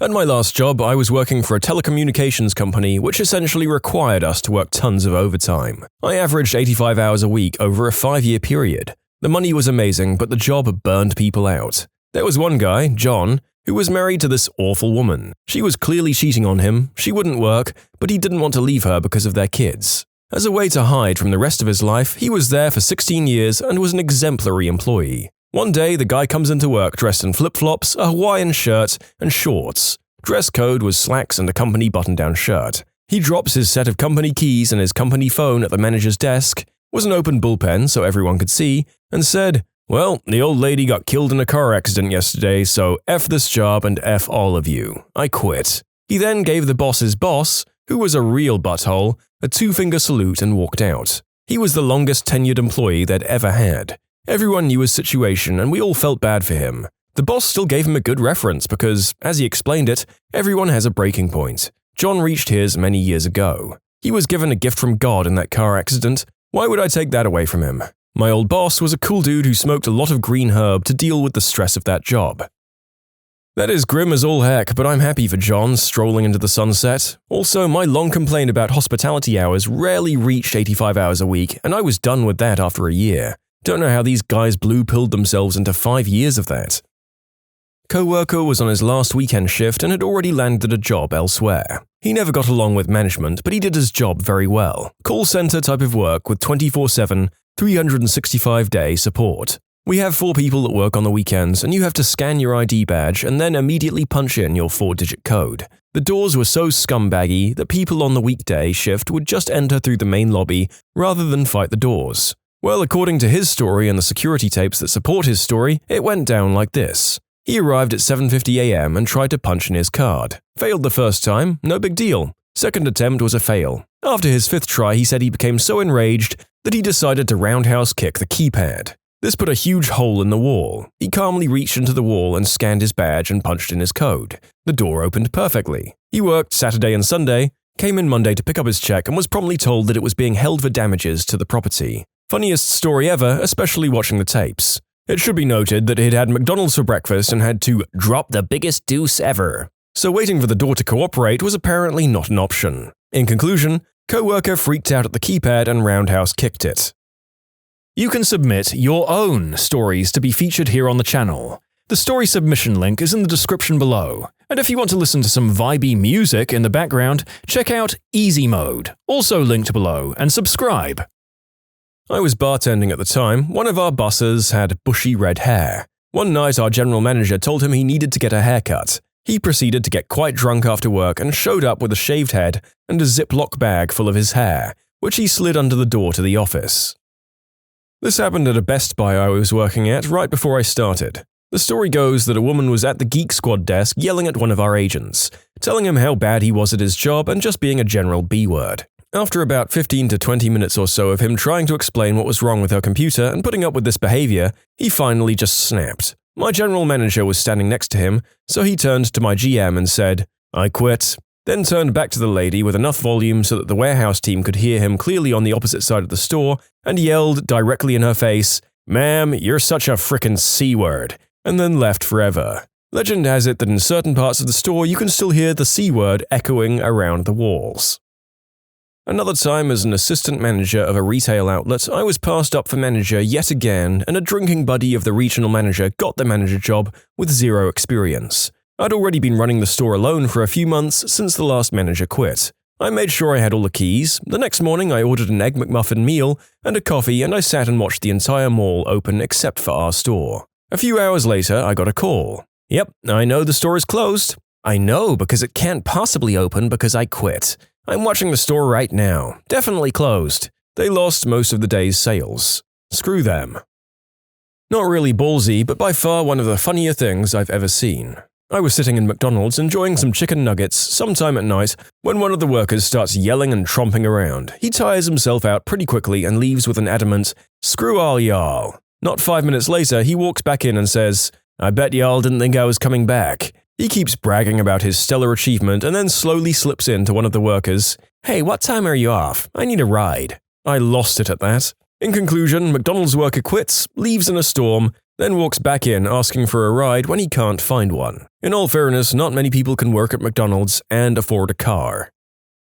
A man and a woman I worked with were fraternizing. There was a no fraternizing clause in our contract. I knew them both fairly well. They told me, and I've seen them together outside of work. It was a stupid clause, but it paid well. Anyway, company meeting, talking about new directions and how they'll start enforcing certain things more strictly. Manager asks for more questions or comments. The guy raises his hand, the manager called on him. "F you and F your rules, I quit." He stood up, walked over to the woman and kissed her, turned and gave the manager a finger and walked out. I started clapping. No one joined in. Was at the trash collection facility disposing of an old sofa and maybe a dead working girl when the guy driving one of the blue recycling trucks got into an argument with his boss. The boss told him after he dumped his load of recyclables, he needed to park the truck in front of the shop and come collect his last paycheck because he was fired. I couldn't believe the boss's audacity to expect him to finish working after he had already been fired. The guy flipped the handle on the truck while the boss was walking away, pulled the pins on the tailgate, and dumped 4 tons of glass bottles in the middle of the parking lot. The noise was unbelievable, the boss was shouting at him, the employee flipped him the bird, went into the office, and collected his check. It was unfreaking believable. Summer job at landscaping. The job required us to take company trucks to the houses and businesses whose lands were to be scaped. I'd only been there for the summer, but the guy who quit was a full-timer of 4 years. One day he accidentally went to a wrong address. "Hey, free flower bed touch-up," and the boss calls him, threatening to make him pay. He's in an adjacent town at the time, so he calls his girlfriend to pick him up, leaves the truck where it is, calls the boss, quits, and tells him to go and get his truck. A technician we used to have partially owned an adult club. He came in one morning, ripped out of his gourd in a limo. 3 of the girls who worked for him were there also. He got out of the limo, climbed up onto his toolbox in underwear and cowboy boots only, dancing like crazy. Tells most of the management to get lost, climbs back down and leaves. Needless to say, we hired him back 4 years later. My boss told me that by the end of the day I had to submit the name of one of my 3 employees to be laid off. After discussing with my girlfriend on the phone, I wrote my own name down on a piece of paper and handed it to my boss. The look on his face was priceless. I worked at a bar when I was younger. Actually, I was a minor, but I needed to work, and bartending was one of the few jobs that had a schedule that allowed me to go to school at the same time. The 40-something-year-old owner constantly harassed me. I don't mean flirtations or passes, I mean asking me to suck his eggplant, commenting on my juicy meld, and slapping my butt. Real Romeo. He even had an apartment above the bar. I couldn't complain to labor standards because I was working under the table, being underage and all. Anyway, fortunately I had the fortitude to say no and keep myself safe from him, but after a while he became harder to dodge and I couldn't handle other things that were going on at the bar, so I decided to quit. On the night I decided was my last, I didn't charge any customer, mostly regulars, for any of their booze. Ended up giving away a couple of $1,000 in alcohol on the house, and pocketing some pretty generous tips. In the same way, I couldn't report him, he couldn't report me. So in the end, I felt it was a pretty fair F you. In conclusion, boss at a bar was a creep, so I gave out a bunch of booze on the night that I quit. Honestly, good on you. Screw that guy. A couple of $1,000 in the hole might not make a jerk like that reform his ways, but at least you hit him where it hurts. My first day at a new chain convenience store, graveyard shift. I show up, no uniform, old chain was bought out by a new chain, and the clerk is nowhere to be found. The parking lot is full of people loading store products into their cars. The most epic was a lady with a trunk full of Huggies, and every 40-ounce beer bottle the store had left. My first thought was that he was dead or tied up in the back. I looked around for him and couldn't find him. For all I knew, he could have been one of the people emptying the store out. I went behind the counter and the cash register was empty and 2 guys are working hacksaws on the safe under the counter. It took me a while to go through the paperwork thrown everywhere until I found the store manager's phone number. I called him up. Now that I think about it, I'm surprised the phone was still there, and he says to call the police. He's on his way. I told the 2 guys working the safe I was calling the cops, and just as casual as you please, they got up and walked out, announcing to everyone what was happening. They all just casually left. Everyone got out of there before the cops and the manager showed up, and that's when I noticed the door. There was a sign taped to it. It said, "Clerk just quit, the store is unattended. Take what you want." I spent the rest of the shift helping the manager clean up and basically only sold gas the rest of the week while waiting on new inventory to come in. I worked at a pipe drilling company. They issued a substance test. He told me he was accused of cheating, so he got upset, undid his overalls, and with nothing underneath, proceeded to talk Ace Ventura style out of his butthole, saying that he would never cheat, then stood up and whipped his eggplant around lasso style, followed by a move we now call the peeing helicopter. Managed to fill the test cup. 13-panel test, and he was positive for 12. The woman giving the test had 1 week to go before retiring, but said it didn't matter and quit right then and there, and left a little less dry than when she'd come in. In conclusion, spinning around and peeing gets you fired.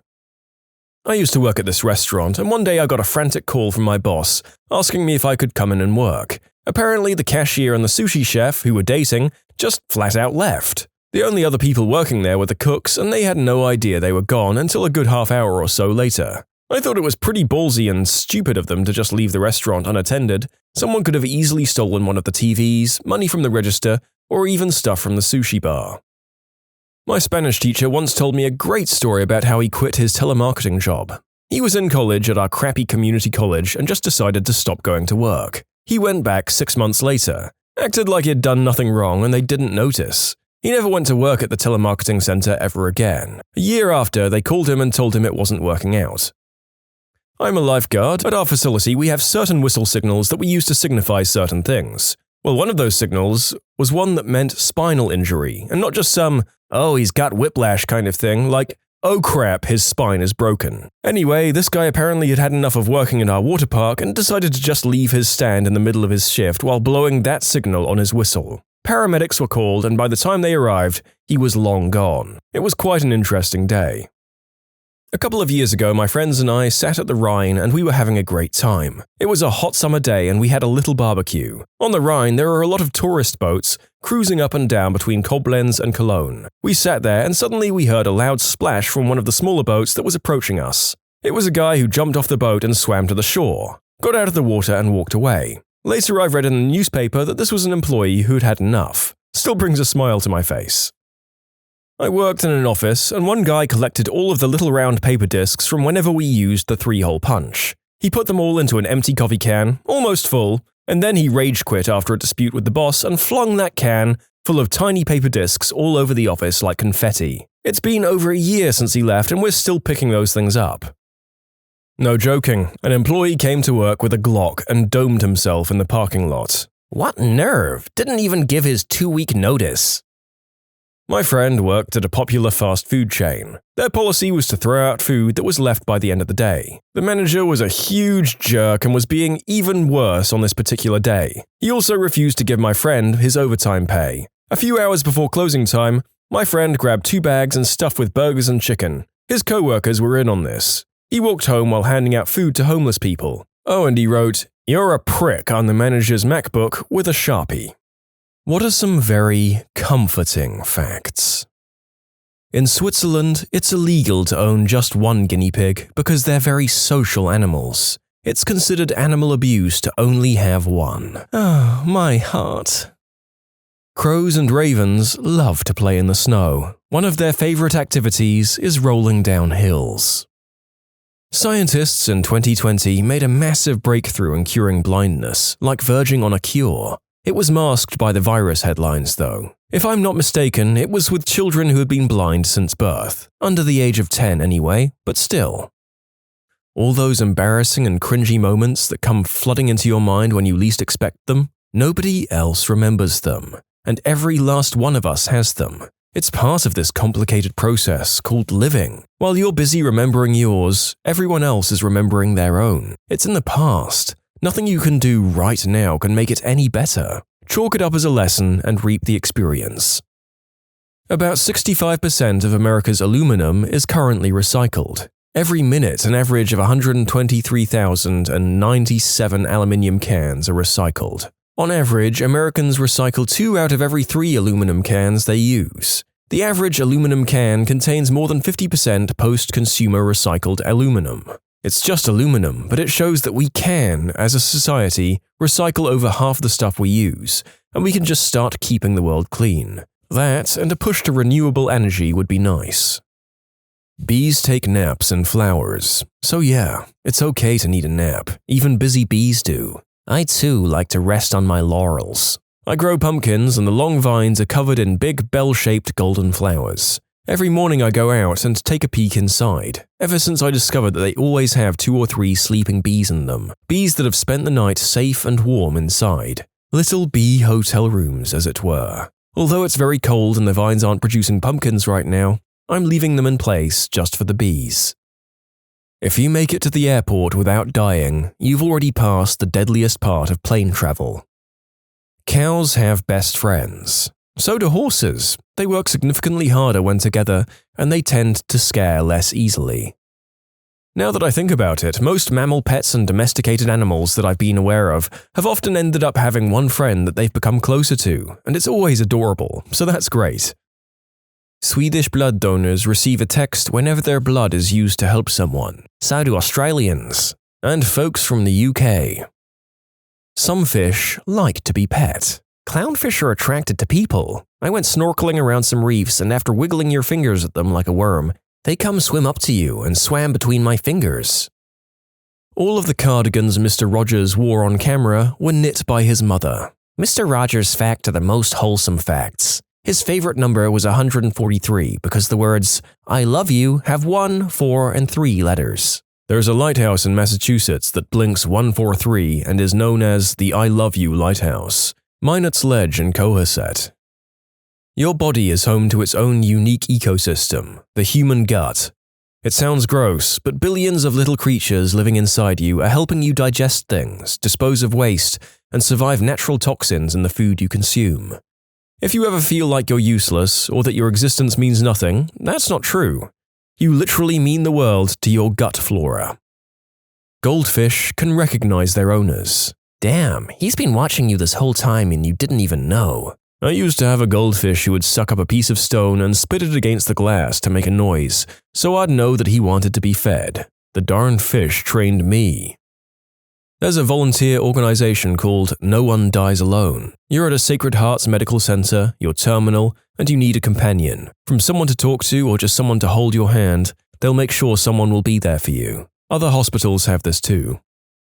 In dog or wolf movies where they use real-life dog actors, the film's editors sometimes have to add CGI tails because the dogs can't stop wagging their tails because they're so happy. I used to have a sweetheart of a dog who loved to roughhouse. She was big and her play growls sounded scary if you didn't know how gentle she really was. Ever since her, when I see attack dogs on screen, I notice they often have the same body language and tone that she had. Otters hold each other's hands when they sleep so their mate won't drift away. Dogs make cute little sneezing sounds to tell you they're playing and not fighting.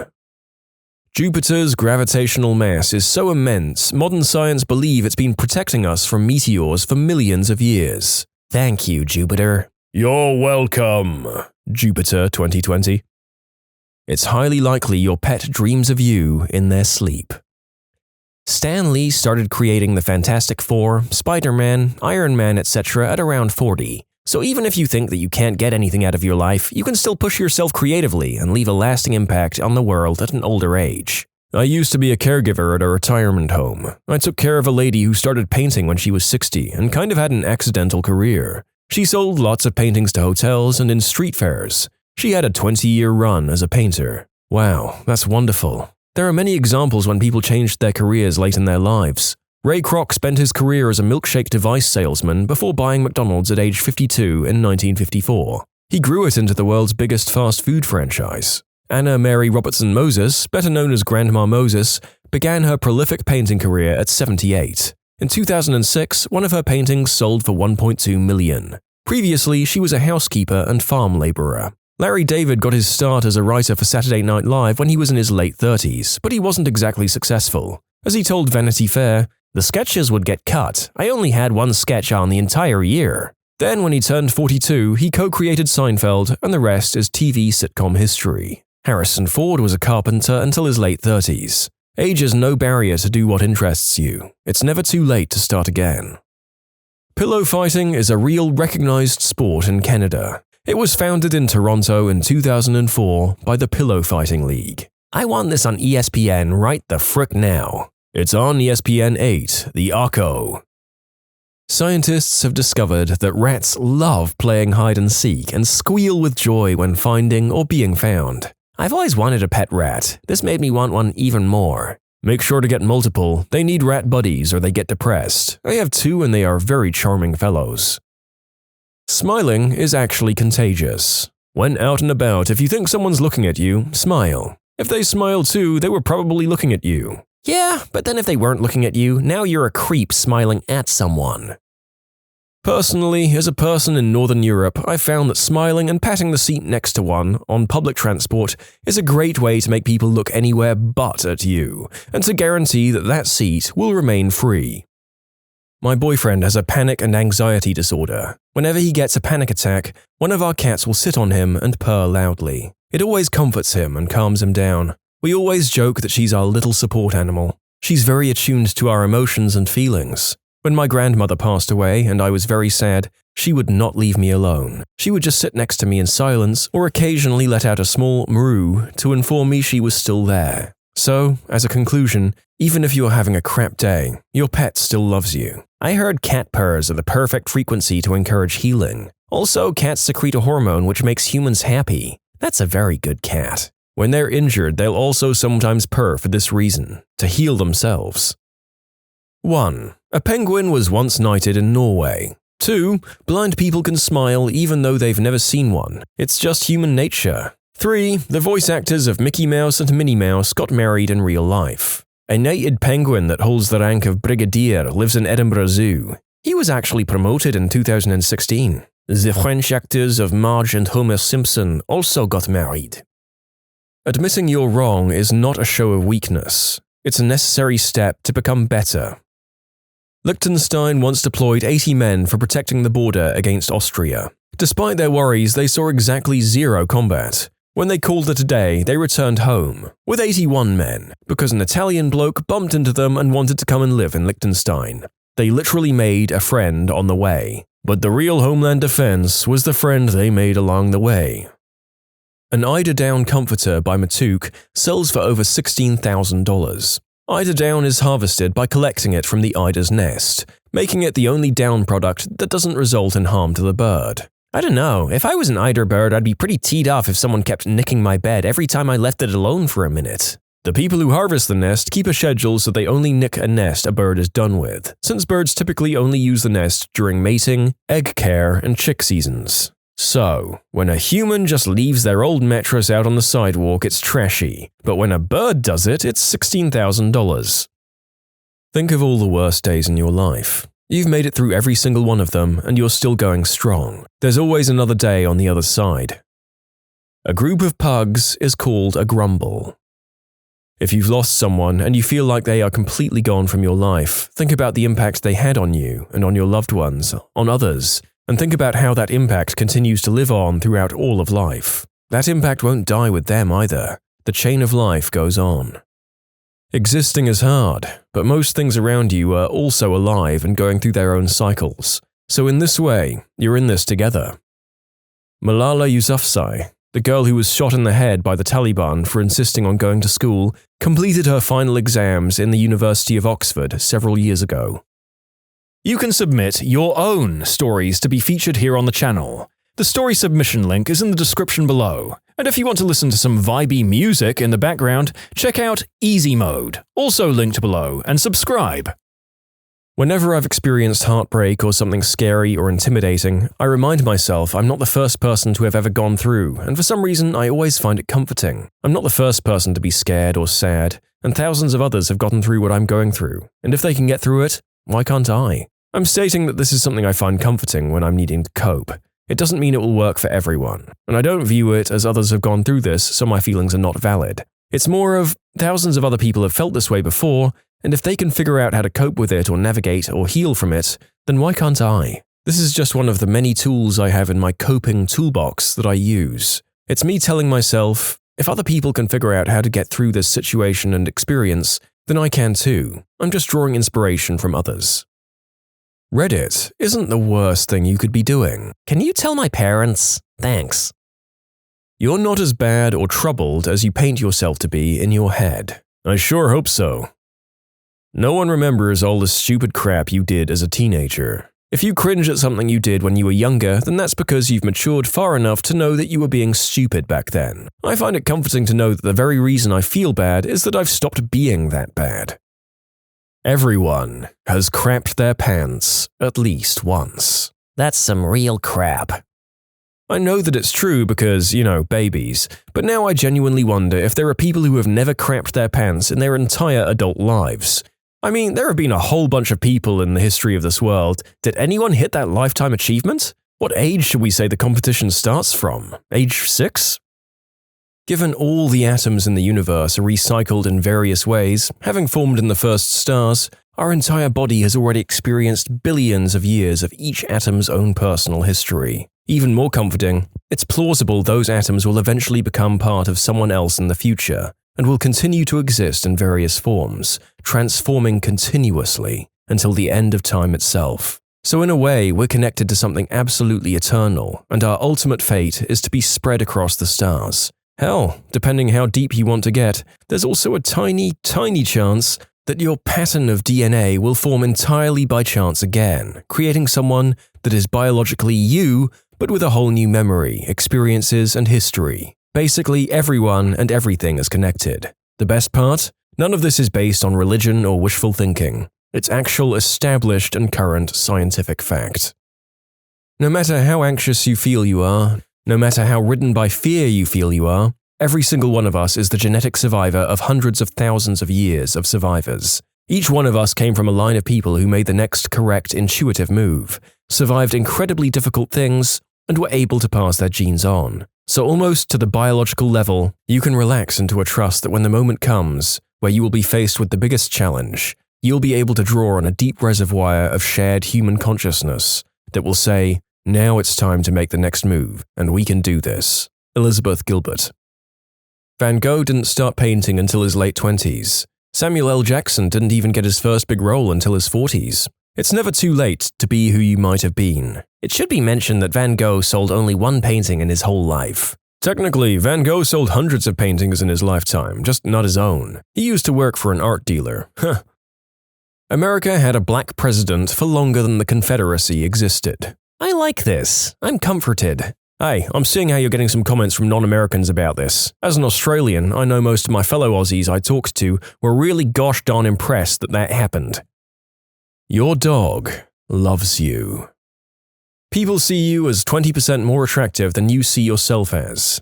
And a lot of people need to hear this. Like, it breaks my heart that people don't believe they're good looking, when in reality, you are a gorgeous son of a witch. I know, for all of you saying 20% of 0 is still 0, screw you. Love yourself and accept yourself. If not, I'll make you love yourself.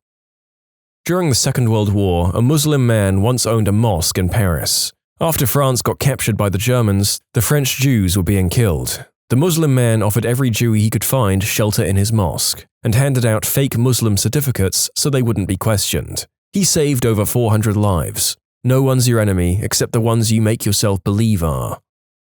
Cats will slow blink at you to give you kisses. The desert rain frog is a thing, and if you don't know what it is, go and look at it. It's amazing. If you're ever feeling lonely, remember, there are billions of cells in your body and all they care about is you. Most of them are bacteria. Well, they're still essential. No one is judging you. They're too busy worrying if they themselves are being judged. I'm judging you. I set aside a short period every afternoon and judge everyone for 45 minutes. My country is pushing for a series of laws that would make ecocide, the destruction of the ecosystem, a punishable crime. Since animals have evolved next to humans for thousands of years, they've learned to show their feelings towards us. Dogs will wag their tails, lick you, step on your feet and press their body against your legs and lie on you, all in an effort to show affection and be as close as physically possible to you. Cats make eye contact and slowly blink at you to say, "I am comfortable, I am pleased." They headbutt you as their form of a hug, and they groom you as they would a kitten to care for you. They rub their scent on you to say, "This is my human, all mine," and it reassures them of your bond. Cows will also groom you and enjoy being pet as it's relaxing and they truly trust you. Also, elephants get excited and happy looking at humans because we are to them as dogs are to us. They think we're cute and want to play and pet us.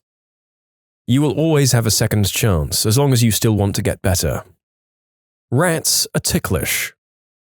You can tell whether a newborn baby is sick or not by looking at the color of the mother's milk. When a newborn baby is sick or has an infection of some kind, the mother's milk composition is altered so that it produces enough immune cells to fight off the infection. This occurs when cells are transmitted from the baby's saliva during breastfeeding. A mother's body is freaking amazing. Conversely, when a mother is sick or injured while pregnant, the fetus will send white blood cells and stem cells via the umbilical cord to help the mother fight off an infection and get better. Truly amazing. This is true. I was bitten by a deadly spider and my body was giving up. I was about to get the antivenom and transferred to major city hospital. Then they discovered I was pregnant and opted not to give me the antivenom due to risk factors. After about 2 weeks, I was fine. Our son is now 2. Everything for him was themed Spider-Man because of what happened. When the gas gauge first reads empty, you usually have 50 to 60 miles of fuel left. Autotech here. I do want to note that fuel is what lubricates and cools the fuel pump. Consistently running it below around a quarter tank will result in degradation of the fuel pump in the long term. If it's an emergency, it's okay. But for the sake of the pump and its bill to replace in the long term, I'd fill up around a quarter tank if you can. I've tried to hold off on the comments of naysayers in these facts, but it also feels like my job here is partially to educate as well as entertain. Take comfort in the fact that by topping off your gas in good time, you're staving off a maintenance job. It is estimated every 10 years the cells in your body will have been replaced with new ones. Therefore, you get a new body every 10 years, making it so you get a fresh start. There is another person in the world whose heartbeat is synced with yours. It helps me sleep at night. Despite the fact that the universe is roughly 13.8 billion years old, you managed to exist around the same time as Bob Ross and Mr. Rogers. It's in our innate nature to love and be connected. If only 1% of the world's population likes you, that would still mean 70 million people liked you. The whole of Italy wants me? Spiders can't fly. Let's all take a moment and appreciate this fact. I hate to break it to you, but they can make paragliders with their webs. They can what? Toads can eat bread and toast. Nothing is permanent, so even if you have no hope, everything sucks, or if you've messed up, nothing is permanent. Food can be really yummy. When you sleep, your mind goes into peaceful rest for you to chill after a hard day's work. Kittens exist. No matter how bad things are, someone is going to come along on Ask Reddit and ask the opposite questions to a hugely popular question within a day or so. Don't feel bad next time you mess something up. Every single living thing is an accident. Evolution was just a series of some cell messing up. It's literally nature to make mistakes. Even the hottest people have smelly butt blasts. Many have even sharted. The vast majority of people are actually decent. Also, we don't need to find meaning. We literally created ourselves. Everything that matters, matters to someone. Everything that is beautiful in the eyes of someone. The universe does care. We're the part doing the caring. Almost everything on the internet stays, meaning hundreds of years in the future, we can look back on tweets from old celebrities and world leaders. Just imagine if we had social media 500 years ago. We could just look back at history happening. We have been born into arguably the best point in human history. It's true that we have a whole slew of troubles. These issues are only minor examples compared to the plagues, social Darwinism, and overall pretty crap quality of life that you'd live in, say, 100 years back. We still have those plagues and racial biases and hatred, but we're lucky that we're alive in a time where over the past century so many strives towards equality have been made. Except for black licorice. We're unfortunately still in that era. An average person living in the developed world today lives better than a Roman emperor. Think about it. We have the entirety of human knowledge in our pockets at all times. We can take hot baths whenever we want, have fresh drinking water literally on tap in several rooms of our home, toilets, TV, kitchen appliances. We can travel the globe in a day or two. We can order anything we want on our phones and have someone literally bring it to our door. Even just the level of access we have to things. If an emperor loves strawberries, but strawberries aren't in season, tough crap. No strawberries for Emperor Pouty. I can buy strawberries whenever I want. Julius Caesar would envy us. Also, you shut your filthy mouth. Licorice is delicious. What's the greatest? Fine, I'll do it myself. In history. Canadian soldier Leo Major and his friend Willie Arsenault were scouting a Dutch town called Zwolle that had been captured by Germans in World War II. On this scouting trip, the two had decided to liberate Zwolle together, but were spotted and Arsenault was brought down. Major, enraged, killed 2 German soldiers while the rest fled. On the outskirts of the town, Major intercepted a vehicle, disarming the soldiers there. He told a French-speaking German soldier that all the Canadian artillery would be firing on the town in the morning, and left him free to spread the rumor, even returning his weapon as a total alpha move. That night, Major decided to single-handedly liberate the town. Arming himself with many weapons, he made explosions and noise, making it sound like the entire Canadian army was there. Several times that night, Major went back and forth from Zwolle to the Canadian base, taking 8 to 10 German prisoners each time. At one point, Major located the enemy headquarters and raided it himself. He killed several officers and the rest fled. By morning, Major discovered that the Germans who had taken Zwolle had entirely retreated. I should also mention that Major was a sniper who only had one eye from a phosphorus grenade explosion years prior, and had remained in the military because he insisted he only needed one eye to aim his weapon, and that to him, he looked like a pirate. The Dutch town of Zwolle was liberated by a one-eyed sniper. He has several other legendary acts, but this to me was the best. Damn, I just did some more reading on this guy. He was also in the Normandy invasion on D-Day, and single-handedly captured an entire German vehicle that contained communication equipment and codes. After he lost his eye, but before this incident, this motherfricker single-handedly captured 100 German soldiers. He started with one, killed the soldier's friend, then used his prisoner to force that commanding officer to surrender. As he was leading a group of prisoners back to the Canadian front lines, the enemy spotted him and opened fire. Major gave 0 Fs and continued on his merry way, dropped the first group off, ordered a tank to go and kill his pursuers, then after they got killed, he personally marched the rest of his nearly 100 prisoners back to camp. Why? He was frozen and wet when he saw the first 2 soldiers and wanted them to pay. A general tried to give him the Distinguished Conduct Medal for this, and Major refused because said general was incompetent and in no position to be giving medals. Shortly after, he survived a landmine, and guys, this was still before Zwolle. As if his massive balls weren't big enough already, after World War II he returned to fight in the Korean War and received another Distinguished Conduct Medal. While the Canadian forces were trying to capture a hill that the Chinese were currently defending, Major led 18 men as an elite sniper and scout force to a hill in the middle of the Chinese forces and opened fire. His team were able to take the hill. A couple of hours later, 14,000 Chinese reinforcements returned to take back the hill. Major refused, found cover for his men, and was able to hold back the Chinese throughout the night. I vote Major for baddest Canadian by a landslide. Folks, I understand this might be internet heresy, but is Major more of a real-life baddie than fictional Chuck Norris? Because I know that Chuck Norris can push planet Earth down while training, but he didn't do any of this stuff. Let's not forget that Isaac Newton ran out of math to work with and was like, I guess I'll just invent calculus then. He was self-quarantined during the plague as well. Otis invented pretty much what we consider the modern elevator. Nobody was convinced it was safe, so he hoisted himself up extremely high and had somebody cut the cable with an axe to prove how confident he was that the elevator was safe regardless of almost worst-case scenarios. The safety locking mechanism kicked in and the elevator stopped after only a few inches. He survived. Had it failed there at the New York's World Fair, we probably wouldn't have elevators today.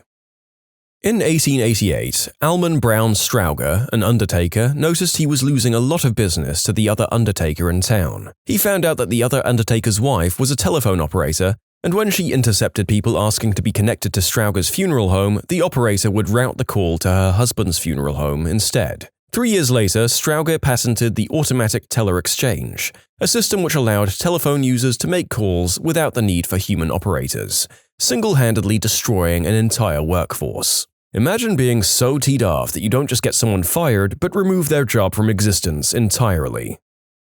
Cliff Stoll, of the Cuckoo's Egg fame, noticed weird traffic on his university servers. No one believed him that there was any risk occurring. Ended up uncovering a major hacking attempt to steal missile designs and basically created internet security. John Snow. Not that one, the father of epidemiology. No one believed him that the cholera outbreak in what is now Soho was because of a contaminated water pump. He broke it. They arrested him for vandalism and held him until the outbreak suddenly ended. He was also a pioneer when it came to anesthetics. Queen Victoria permitted him to put her under for the birth of her 2 children. I visited his memorial in Brompton Cemetery a few years ago. He's right around the corner from Emmeline Pankhurst's grave. Both sites had fresh flowers on them.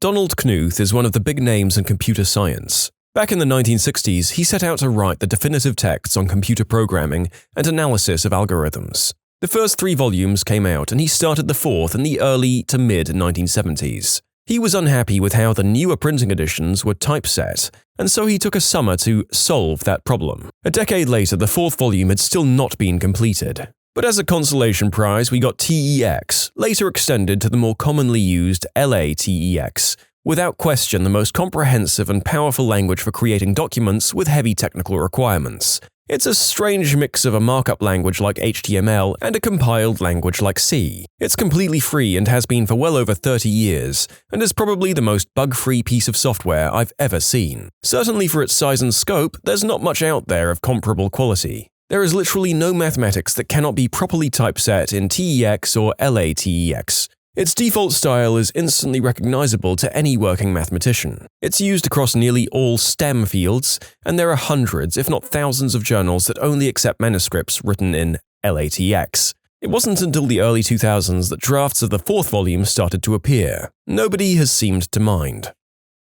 Probably the time that Nando Parrado and Robert Canessa decided that they couldn't wait any longer and legged it for 10 days across the Andes with no warm clothes, climbing gear, or food, except some scraps of their dead friends stuffed into a sock. They literally found someone out in the middle of nowhere, Sergio Catalan, who rode horseback all night and then took a bus to get some help. The mountain climbers had come from the wreckage of a crashed plane that everyone had been looking for over 2 months. They needed help for the other survivors who were injured and starving. They saved 14 of their friends.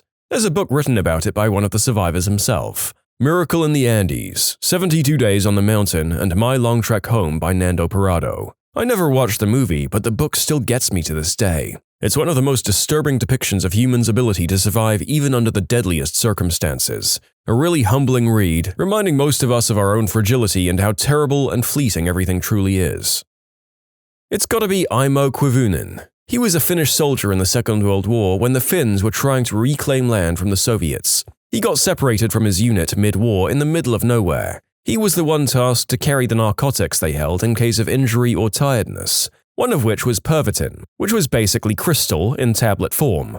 Instead of just taking 1 or 2, he downed the whole bottle and went on a weeks-long juiced-up rampage. He got hit by a landmine, evaded Soviet soldiers, caught a bird and ate it raw, all while on skis. He finally made it back to Finnish lines where, on arrival, he weighed only 90 pounds or so and had a heart rate of 200 beats per minute. He ended up living for another 45 years. There is one thing the rest of Northern Europe has learned: you do not mess with the Finns. Yes, they have a funny-sounding language. Those people beat tanks. On skis. Stay the frick out of Finland. Brian Acton interviewed at Facebook and got turned down. He said F it and built WhatsApp. Several years later, Facebook bought WhatsApp for $19 billion. Morris Hilleman invented over 40 vaccines during his career in the pharmaceutical industry. In 1963, his oldest daughter caught the mumps. He cultured a sample from her, developed a vaccine, and injected it into his younger daughter. That vaccine is still in use and has saved millions of lives. In total, it's estimated that his work has saved 118 million lives globally. The guy who started FedEx wrote a college paper about a nationwide overnight shipping company and got a C. started the company anyway. Later, after he started it and it was struggling, he couldn't get a loan and the company was almost bankrupt, and he bet next week's payroll at the casino on roulette and won. Also got a silver star in the Vietnam War and now co-owns the Washington Redskins, the latter often viewed as the biggest failure in his life. The giant Norse axeman who held the choke point at the Battle of Stamford Bridge. By the time the bulk of the English army had arrived, the Vikings on the west side were either slain or fleeing across the bridge. The English advance was then delayed by the need to pass through the choke point presented by the bridge itself. The Anglo-Saxon Chronicle has it that a single giant Norse axeman, possibly armed with a Dane axe, blocked the narrow crossing and single-handedly held up the entire English army. The story is that this axeman cut down 40 Englishmen and was defeated only when a single English soldier floated under the bridge in a half-barrel and thrust his spear through the planks, mortally wounding the axeman. I'm surprised no one's mentioned Catherine the Great of Russia. She decided her husband was useless, which granted he was, and proceeded to set up a military coup to overthrow him. Even with the plan being discovered early, she dressed herself in military garb and marched with her new army, which had just sworn loyalty to her, down to Peter's palace, where he was forced to resign the throne, all without a single drop of blood shed. At least until Peter turned up dead sometime later under shady circumstances, but honestly, for a military coup, it was pretty non-violent. If saying, "F it, I'm ruling Russia myself" isn't great, I don't know what is. I mean, it's right there next to her name for a reason. It's incredible, especially considering A, she's a lady, and B, she wasn't Russian. C, she originally wasn't Russian Orthodox. Not a very old story. Manji, or the Mountain Man, lived in a very remote village of India, whose route to nearby was blocked by a mountain, and hence villagers had to climb it every time, and they had to do that daily to get essential supplies. During one of these trips, his wife fell down the mountain. He loved her a lot. He tried to persuade the government to do a mountain tunnel project there, but to no avail. So he went on alone to break the entire mountain with just an axe. He did that for 10+ years and finally succeeded. There's a Bollywood movie on him too, titled Manji, the Mountain Man. You can submit your own stories to be featured here on the channel. The story submission link is in the description below. And if you want to listen to some vibey music in the background, check out easymode, also linked below, and subscribe. Desmond Doss, single-handedly saved from 50 to 100 men up on Hacksaw Ridge in Okinawa. His company was ordered to retreat when they were attacked by the Japanese, but instead he said, "Nah," stayed up on the ridge alone and unarmed, and dragged as many soldiers as he could to safety without any help. Even when he was shot by a sniper and riddled with shrapnel, he made sure they took another guy down the hillside before him. And yes, I'm aware there's a movie, I've read about him before that, and I know he's done more than just what's in the movie. I just didn't want to make a 3,000-word post about the many ways this guy is amazing. Australian stretcher bearer Leslie Allen did a similar thing on Mount Tambu. Carried out 12 men one at a time on his back alone. Received a silver star. James Clerk Maxwell was idolized by Einstein as being the father of modern physics. Not only did he formulate the classical theory of electromagnetic radiation, but just for craps and giggles, he calculated exactly what Saturn's rings were made of from using pure mathematics. It wasn't until Voyager 1 and 2 passed by and took photos in the early 80s that we got a confirmation that Maxwell was right. He then calculated how to take a color photograph back in 1855. This was then achieved in 1861 and is recognized as the first ever color photograph. In 1947, a guy named Thor Heyerdahl was trying to prove his theory that the Polynesian islands were settled by people from South America, not Asia. Nobody believed him because it was thought that crossing such a large ocean with the technology they had back then was impossible. So he decides to build a boat using only the tools and materials available at the time these migrations took place. And then he sailed the boat across the Pacific Ocean, nearly dying in the process, but ultimately making it to the Polynesian islands. Thor Heyerdahl was a bit of a madman. He also tried to prove that the ancient Egyptians could have crossed the Atlantic Ocean by rebuilding one of their boats and, well, sailing across. It took 2 tries, but they did it. It's still pretty unlikely that the Egyptians actually did sail across the Atlantic, but it's neat to know that they could have. Yes, and it's important to note that the prevailing theory is that even though Americans could have settled the Pacific Islands, it's more overwhelmingly likely that it was people from Asia. So, amazing feats of strength and endurance, Thor. Very impressive on both counts. You're still probably wrong though, mate. Juan Pujol Garcia was a Spaniard who created his own counterintelligence operation for the Allies during World War II. Initially, he approached the British and American intelligence to offer them his services, but both countries rebuffed him. Undeterred, Garcia created a fictional persona as a pro-fascist Spanish official and got himself recruited by the Third Reich, who directed him to travel to Britain to recruit agents. Instead, Garcia created a network of fictitious agents and sub-agents using publicly available information, like newspapers and travel brochures. It was at this point that he again contacted Allied intelligence and was finally recruited. Garcia continued his work throughout the war, and for the same operation he received both a knighthood from the British and the Iron Cross from Germany. The Germans never realized that he was a double agent. Yes, in the lead-up to Overlord, he confirmed reports that the Allied attack would come from Dover and wouldn't attack Normandy. Then, at the last moment, he confirmed that the Allies in fact would attack Normandy. But it was too late for the Germans to act on it. So afterwards, the Germans still trusted him, as they would point to him and say, "He was the only one who predicted the Normandy invasion. It was technical issues, as always, that meant that the data got to us late." How about the doctor stationed in Antarctica that removed his own appendix? Gosh darn.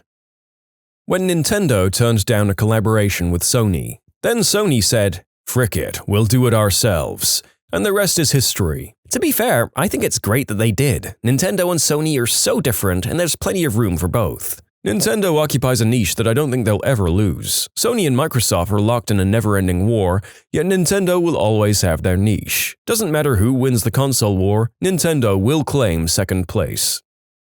The first thing that comes to thought here is the Louisiana Purchase. Congress planned on buying a small piece of the available land, but Jefferson used some interpretation messery to double the size of the US without congressional approval. When Julius Caesar decided to just up and fricking march into Rome to declare himself the military leader. Or how about his Rhine bridges that he built in a few days to cross an army over a river, then went back over and demolished it just because his army could. It's said that the Germanic tribes saw his army do this and basically crapped themselves. Imagine being in some nomadic tribe and an invading force comes to a river, builds an entire bridge, crosses it, craps in your land, and then goes back home and destroys the entire bridge all in less than a week. Henry VIII couldn't get his way with the Pope, so he made the Church of England so that he could do what he wanted. This man legit made his own damn religion, which millions still follow today, just so he could get rid of his wife. A man who was a tractor mechanic company owner made a good chunk of money and bought a Ferrari. He thought that the car wasn't as good as it could be, and it wasn't very comfortable, so he brought his own complaints all the way to Enzo Ferrari, the owner of the company. Enzo insulted the man, saying that a mere tractor mechanic didn't know how to make a good sports car. That sparked a rivalry that lasts to this day. That man was Ferruccio Lamborghini. During the American Revolution, John Paul Jones sailed over to England to burn down British naval ships. He succeeded, of course, and made it back safely. After the revolution, he was even pardoned by the town that he burned most of the ships in. The guy in the war with wounded fingers, a doctor wouldn't amputate them, so he bit them off himself. My great-grandpa did the opposite. They were going to amputate his feet in World War II, and he said, nah. So he went AWOL and treated his own wounded feet on his own. When he came back with two perfectly good feet, he basically said, I wanted to keep my feet and I wanted to keep fighting. And as far as I know, he didn't get any kind of punishment, even though he was gone for weeks. I imagine they would have sent him back home if they'd amputated his feet, so hard to call him a deserter for running off, especially if he came back to fight. Leonid Rogozov removing his own appendix, or Inez Ramirez Perez for doing her own C-section. Rogozov was a good doctor, and Perez was a poor Mexican woman. The guy who made body armor and shot himself to test it. I mean, I'd use a test dummy for the first few times myself. Judging by the guy's decisions, I would call him a test dummy. Metallica fired Dave Mustaine in 1983 because he was sort of a control freak and wanted to take the band in a more prog or jazz metal direction. He was also way overdoing it with substances and was known for violent behavior at the time. He went off and created his own band Megadeth, and over the next 30+ years he'd sold millions of albums and toured the whole world writing and controlling pretty much everything he had ever wanted. It seems they've now patched all the things up. The guy's an absolute genius and beast of a guitarist and songwriter. Even as a guy who knows nothing about the heavier music, that is amazing. The author has a runner-up story attached to the coattails of this absolute legend. Also, when guitarist Hillel Slovak died in 1988, John Frusciante was a 19-year-old kid and a huge fan of the Red Hot Chili Peppers. He was heartbroken and didn't want to see the end of his favorite band, so he went and auditioned to play the lead guitar. He got the gig, helped take them to the top of the charts. The rest is history, and today he's considered one of the greatest rock guitarists out there. Martine Rothblatt, founder of SiriusXM and an unbelievable polymath, was told her daughter Genesis had 3 months to live. She had been diagnosed with a type of pulmonary arterial hypertension which was fatal. The disease causes too much pressure in the blood vessels leading from the heart to the lungs, causing them to narrow and not carry enough oxygen. So Rothblatt quit all of her other work and went to the library to save her daughter. Even though she had zero background in the field, she figured out a cure and in the process founded United Therapeutics, which is a $1 billion biotechnology company. Rothblatt's life story is amazing.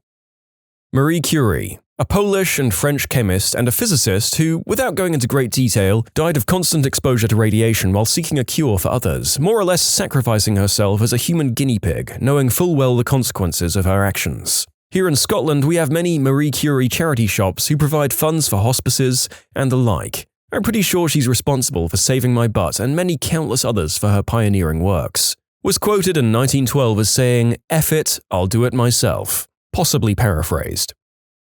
Clara Lemlich taking the stage at a union meeting in 1909 to declare a general strike after the older male union leaders told the working girls that there wasn't really a point in striking and it would be too hard, just be patient and deal with it. So 20-year-old Clara interrupts them, climbs up on the stage and shouts at the crowd, "I have listened to all the speeches and I have no further patience for talk. I too have worked and suffered and I am tired of talk. I move that we go on general strike. Now." And everyone went for it, instant agreement from the workers.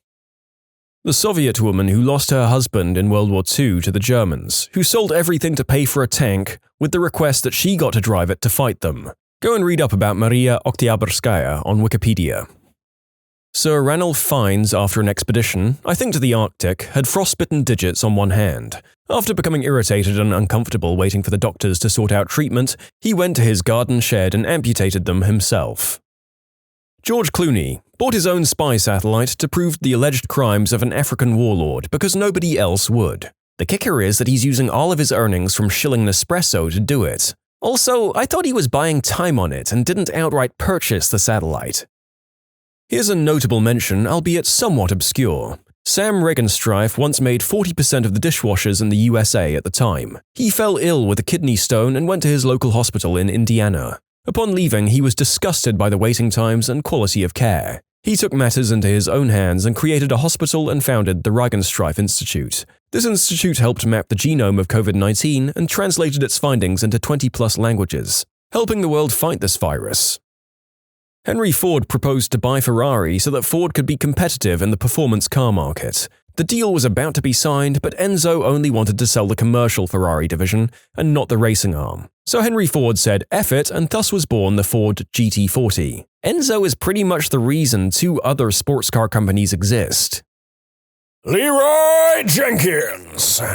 Oh my god, he just ran in. Stick to the plan. God damn it, Leroy! What's the most WTF thing you've seen go down in front of you?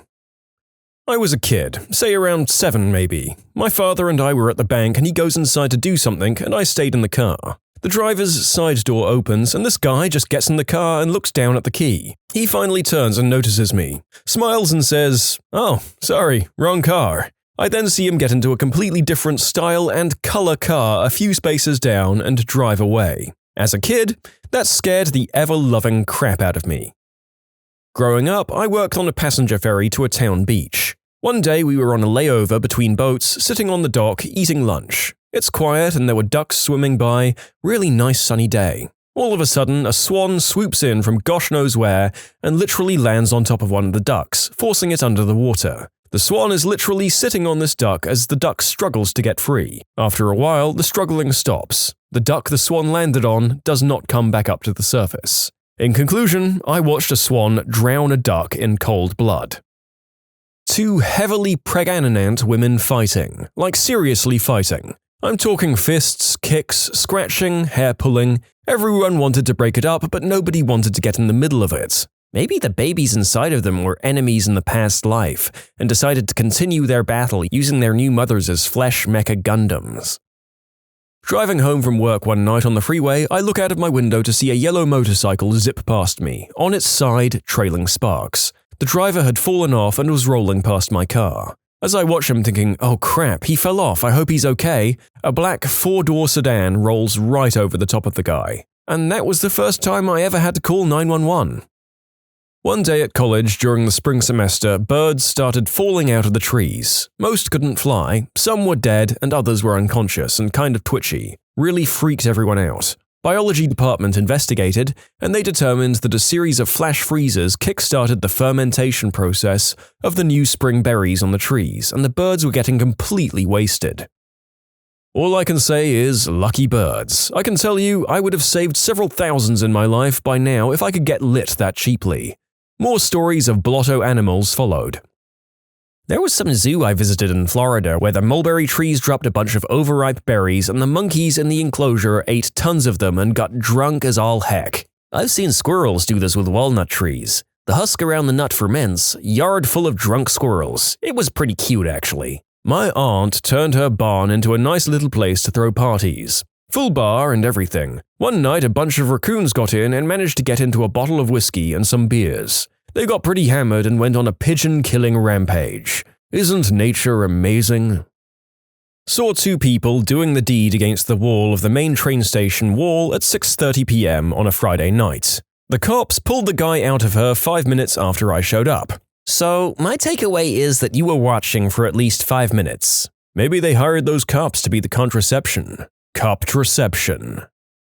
Mine's a very gruesome what the frick. One time, back when I was a student, I was waiting for my train home to leave, and as there were several minutes left, I was enjoying a sandwich outside on the platform. On the other side of the platform stood another train and a young couple, saying goodbyes and kissing, and the man still stood in the door as the train started to leave. I took a bite out of my sandwich. The man gave his girlfriend a last kiss and swung the door shut as he was jumping off. A piece of his jacket, or perhaps trousers, got caught up and he fell to the platform, got dragged under the train and promptly crushed in a gruesome fashion, with blood and other tissue spraying everywhere as his girlfriend stood and watched, paralyzed in absolute horror. People in the train were banging on the windows and screaming for it to stop.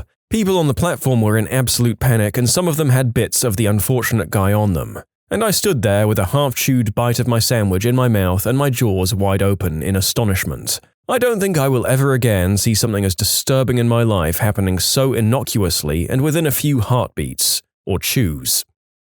My husband and I were in a mall in Bethesda, Maryland when we passed a Tyson chicken kiosk where Mary Lou Retton was demonstrating how awesome Tyson chicken is. We watched for a moment and then walked on toward the mall exit. A short way down the mall, we see a young woman escorting a person in a chicken costume towards the kiosk. The chicken appears to be splattered with blood-red paint and they're carrying a bucket. They pass us and we stop. Did you see… Was that a chicken? Not wanting to miss what was sure to be a spectacle, we turned around and followed the chick and her chicken friend to the Tyson chicken stage. The chicken-costumed man runs towards the stage and tosses red liquid at Mary Lou Retton, who despite her Olympian status is unable to avoid it entirely. Security guards immediately rush the chicken and grab him, while the woman screams about how Tyson murders chickens. As security drags the couple away, we hear the young woman shouting, "Stop choking the chicken! Stop choking the chicken!" I still can't believe that happened. This happened in Ireland. That's Limerick City. We'd closed up the restaurant for the night and were cleaning it up. 2 women began knocking on the doors, asking us to let them in. They looked pretty distressed, so we let them in. They'd been attacked on the street. We sat them down and rang the Gardaí. It was then we noticed the blood. One of the women had multiple puncture wounds on her back. She didn't even realize. They just felt the blow and assumed it was just punches, but whoever attacked them had stabbed them with a screwdriver or something. They were pretty upset, but were remarkably calm considering they were full of holes. Pretty what the frick moment for us in the restaurant. Shock and adrenaline can help you cope with anything, it seems. The EMTs arrived and took them to the hospital. Another time, same restaurant, late night after the nightclub crowd, drunk students. A guy in the queue dropped money, bent down to pick it up and stumbled into another guy. The guy who got bumped turned and bent down, clamped his teeth around the stumbler's ear and tore it off, spat it out and nonchalantly ordered his food. We put the ear on ice and called the ambulance. The paramedics lost the ear en route and the poor guy never got it reattached. Well, my life is pretty mundane, but here goes nothing. When I was in middle school, my family still had a big old box TV. In fact, its stand was an even bigger broken TV that was built into a wood frame and swiveled. So one day, I had an open soda on top of the working TV and accidentally moved the swivel, thus knocking the soda off it. It did a full flip and landed right side up. Not a drop spilled. I proceeded to run outside and scream like a maniac. Probably the highlight of my life. I dropped a McDonald's drink once and it landed right on its lid and pushed the straw inside it and didn't spill. Did that right in school and had one kid see it. Why have none of my many beverages that I've spilled in my long lifetime ever done this? Perhaps I'm due for a few non-spill drops in my near future. I worked at a public shooting range for a number of years. One day back in 2009, me and a few of the employees were unloading the rental pieces from the safe to be put out on the firing line. The guy in front of me pulled out an Uzi and an SKS, both semi-auto, and he broke the #1 rule of weapon safety and had them both pointed up towards him. Long story short, he dropped the SKS and the bolt went into the trigger guard of the Uzi, which had the grip safety disabled, which was inexplicably loaded as well. It shot through his thumb, which was over the barrel, and right through his head. He fell to the floor, but didn't die until the helicopter ride on the way to the hospital. I just don't get when people take weapon safety so casually. It's one rule, but gosh darn it, so many people can't follow it. I once saw a woman shoot herself in the stomach at a public range. Rather, I saw the blood trail, because after this woman shot herself, she calmly packed up, got in her car, and drove the frick away. All while bleeding out of her stomach and without anybody noticing. Saw it all on the tapes later. How she wasn't freaking the frick out, I will never understand. I once witnessed a Mexican standoff in a crowded parking lot. Did anyone end up firing, or was it a cliffhanger where you had to wait until the next episode? They ended up yelling at each other for a few minutes and then leaving. Anticlimactic, but it was the best outcome. There's this older woman who goes to the same gym as I do, probably early 60s with bright blue pigtails. The only thing she does at the gym is stand in the middle of the weight room eating a papaya like a chipmunk every single day. This has been going on for years. Hey, she took the first step. One of these days she's going to work out. In my middle school, a fight broke out between two girls. One of the girls yanked on the other girl's hair so hard a patch of it came off and you could visibly see some blood leaking out of that area. That scream was something I'll never forget. When I was 12, my whole street was running garage sales on a Saturday morning. Towards one end, there were two sales next to each other and one across the street. Everyone was out and about, including myself. I was surveying my spending options when out flies a deer from behind two houses, darts across the street and jumps right through the family room window of the house in the corner lot, shattered glass and all. From within the house, I could see the deer bucking wildly and spattering blood all over the white-painted walls. The father commando rushes in and after 17 seconds of chaos, yelling and screaming, the deer struggles back out of the window and limps away, bleeding a trail behind it.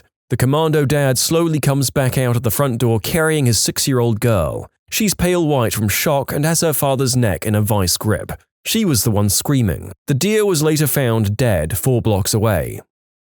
It's super vanilla, but one time I drove by a topless, obese man taking a kitten out of a mailbox. That was like 5 years ago, and I still wonder about the context. Haha, finally, I got some tail. Just a few days ago, dolphins in the river. I thought I'd gone crazy, but then I saw them 5 more times in the next 30 minutes. I'm still searching in the web whether it's possible. Is it? River dolphins are a thing, man. Google them. You can submit your own stories to be featured here on the channel. The story submission link is in the description below. And if you want to listen to some vibey music in the background, check out easymode, also linked below, and subscribe. I saw an ambulance hit a person riding a motorcycle. Don't know if that made it lucky or unlucky for the motorcyclist. I was in my car turning around to get into a parking space when I see that the space I wanted was occupied by a woman sitting on the curb taking a dump. Needless to say, I parked elsewhere. Was walking in central London to university about 6 years ago. Just me and 2 guys ahead on their bikes on the pavement chatting. They looked real normal. A city police van drives past me and stops at the traffic light. Suddenly, about 5 officers burst out of the back with SMGs, a rare sight in the UK, and grab these 2 guys, guns in their faces, and drag them into the vans, sirens on, and off they go. Biggest what the frick is why I didn't take the 2 free bikes. Taking the vehicles of 2 wanted suspects that may or may not have had substances stashed in them for all you know might not have been your best move in the long term. Best leave them be or take them to the station yourself. You know, a similar thing happened to me. I was driving to my parents in a suburban area and I stopped at a four-way stop. Another car at the stop sign to the right of me stopped first. I was waiting for him to go. Suddenly, 3 cars box this one car in against the curb and 4 undercover cops get out. They pull the guy out of the car, bend him over the hood of his car, cuff him, and throw him into the back of an unmarked police car. Then I guess they were calling for backup and tow trucks, since they had their lights going and were standing on their walkie-talkies. I just sat at the four-way stop, jaw hanging open until everything settled down. Then I just continued on my way. I think back to that and wonder if it actually happens sometimes. My first day in Seattle, way back in the summer of '99, I saw a hipster on Capitol Hill in unzipped skinny jeans walking his dog with the leash handle around his frankenbeans. Welcome to Seattle, where you can see at least one seriously what the frick moment every single day without even trying. I saw a lady I refer to as the Bird Lady in the metro station in Shanghai, China. She was putting sausage into her mouth, chewing it up so it was in small pieces and salivary, and then spitting it back into the waiting mouth of her granddaughter who had her mouth open and waiting like a little bird. It was gross, and I still remember it 4 years later. Riding the train on my way home from work one Friday night, and a small group of college students comes on, clearly already pre-gaming at like 6 p.m. They're talking and being loud, and I notice that one of the girls has some stuff leaking out of the little drawstring bag she's bringing with her. I think to myself, damn, that's gonna suck when she finds out. Not a moment later, she turns to her friends and says, "Hey guys, I just peed, ha!" And without missing a beat, they all just laugh and one guy goes, "Oh, Brittany," and they all just get off the train as the doors open, still laughing and being kids, while the rest of us commuters are just staring dumbfounded at this puddle of pee on the floor now. A monkey once jumped onto my lap. I was in a car in Asia and stretched out its hand. I gave it $1 and it ran away and gave it to its master, who was waiting nearby. What are they gonna do? Arrest a monkey? It's genius. Walking through a forest path at my university, I saw 2 crows taking on a snake. I watched for like 5 minutes as the birds were trying to peck at the snake and the snake was picking which bird to lunge at. It seemed like the birds were going for the snake's eyes. It felt like that scene in Chamber of Secrets where Fawkes takes out the basilisk. A drive-by on a neighbor's house, in the middle of the day, in apartments, while we had a party and a bouncy house out front full of kids. A few months ago, I was driving on the motorway and a car pulled over into the hard shoulder ahead of me. The passengers jumped out and literally a few seconds later, it just exploded, like Michael Bay level exploded. Luckily, the passengers were just far away not to be harmed. I was with a friend passing by a bar terrace when one guy stepped in front of us, dropped down onto his knee and proposed to me. He actually had an engagement ring and held out his hand. His friends kind of gathered around and cheered on. I just laughed and walked around him, forgot to say I was 16 or 17 at the time and the guy was in his mid-20s. Be sure to carry around a positive pregnancy test for the next time this happens, so you can pull it out and tell him you dreamed this would happen because your little family will soon be 3. Last summer, some friends and I decided to go and drop acid down at a lake near where we lived. We found a comfortable private spot to set up camp and began our trip. About 3 to 4 hours in, we start swimming around, tripping our balls off as we play in the water and watch the clouds go crazy. Then, we hear some noises and look over to see a fat, shirtless redneck in jean shorts and his wrinkly, way too tan wife steering a small boat towards the shore near us. We start to get a little worried as they get nearer and nearer, not sure how we're going to play it cool with them being that close to us. Then all of a sudden we see a little wiener dog hop off the boat, followed by another and another, until eventually there are 7 little wiener dogs running around the shore right in front of us. After what was probably 30 minutes to an hour, the man whistled and they all ran back to the boat and hopped in, sailing into the sunset never to be seen again. It was a very strange occurrence and I wouldn't have trusted my own eyes if my friends hadn't seen it as well. Sitting at a cafeteria late at night in my shady neighborhood. A BMW drives up the parking lot and a man gets out and walks away. BMWs are not something you leave unattended here, so it was already a bit weird, but whatever, I have food. A few minutes later, another guy walks up to the car looking around suspiciously. He grabs the frickin' keys from behind the front wheel somewhere, gets in and drives off. I have no idea what kind of deal this was, but if you get a frickin' BMW for free with it, then I ain't seen nothing. So if whatever you're selling comes with a $40,000 luxury sedan, are you dealing in multi-million-dollar munitions chips, or are there just 2 Stormy Daniels in the back seat? At my university, I watched an eagle, which aren't common in my area, swoop down and kill a squirrel early in the morning. It was at LSU and it was a bald eagle. As for the squirrel, I have no idea. A typical brown squirrel, I suppose. It was pretty brutal, but the squirrel was instantly lifeless as soon as the eagle made contact, so at least it wasn't made to suffer.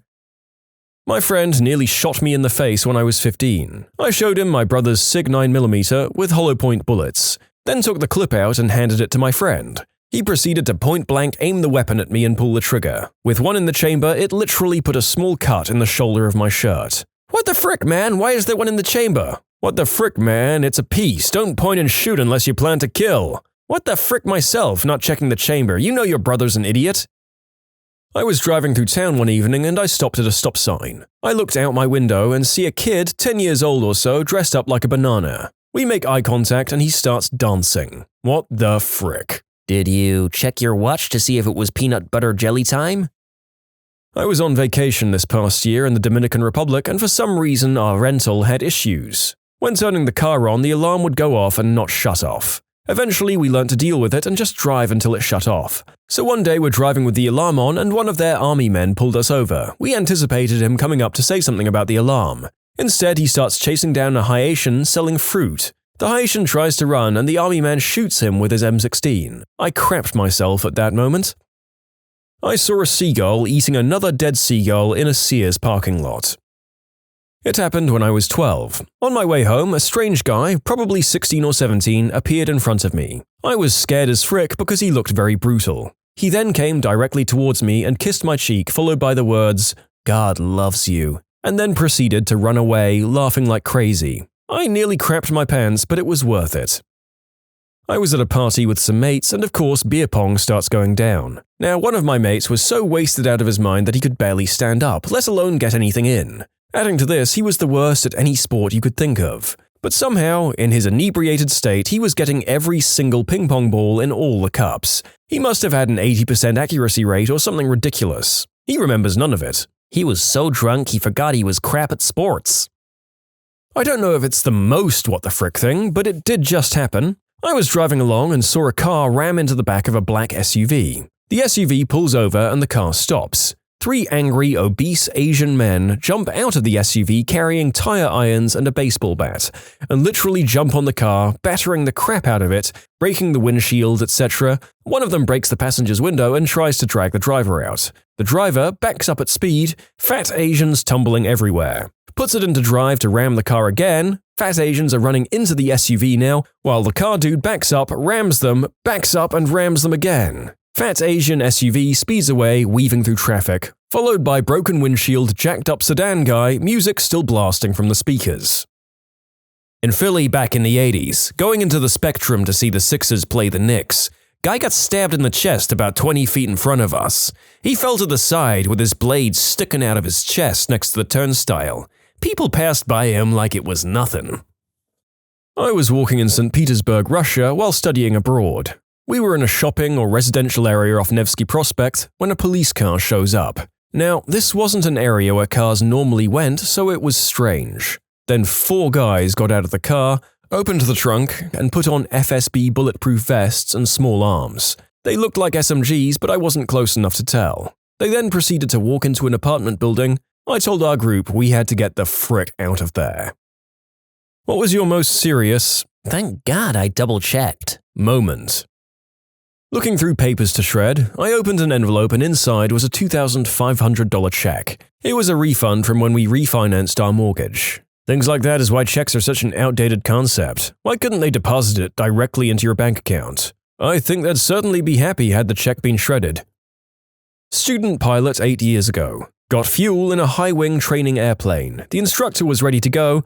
I'd done the pre-flight before the fuel truck arrived. You can't see the fuel caps from the ground. I was about to start the engine, but got out, hopped up on the step, and found both caps loose. You always do your whole pre-flight yourself. No excuses. Someone could have just landed and delivered it to you fully fueled. Run the whole check anyway. Fly to another airport and park it for lunch. Full pre-flight before you head home. Full checklist every time. Not a pilot, great-grandfather was. He imparted wisdom on my grandmother who shared it with me when I expressed interest on getting flying lessons. Everyone on the runway is a frickin' idiot. You can never be too sure someone didn't mess with your plane. Check it out, then check it again. 'Cause a car crash might not kill you, but a plane crash will.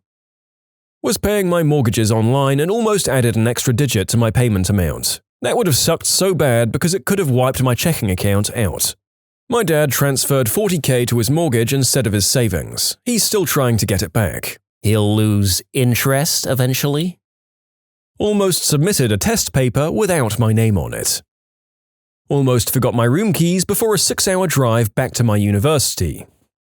I think this applies. So summer 2010, my family is having the inside of the house painted. Hot as all hell, so my parents leave the upstairs windows open day and night to let out the paint smell and help it dry with the hot air. I really don't like this. I'm a naturally paranoid person. This went on for several weeks. We have a pretty big house. One day before I leave school, I decided to go upstairs and shut the window and lock it. They can yell at me later if they want. When I came home that afternoon, the painter told me, "Hey, that big ladder you have on the side of the house was getting in the way, so I moved it. Hope that's okay." I responded, "We don't have a big ladder." Apparently someone came up to the house and set up a ladder to get through the open window, but I'd closed it just by chance that day. I guess they saw our painter coming and they ditched it and split, sans ladder. Oddly enough, my parents kept opening the window at night and during the day after all that crap.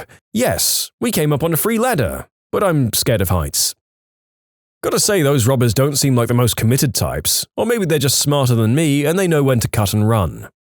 Answering exams and I finished early. Double-checked when the teacher reminded us that there were only 5 minutes left and saw that I hadn't answered the whole backside of a page. Luckily, it was multiple choice though. Oh my god, this happened to me in high school. I stayed up all night studying for a difficult history test, finished pretty early and felt like I did decently well on it. Went to my teacher's office later in the day to ask a question and she casually mentioned the backside of the test. Me? There was a backside? Teacher? Oh god, you didn't know? No.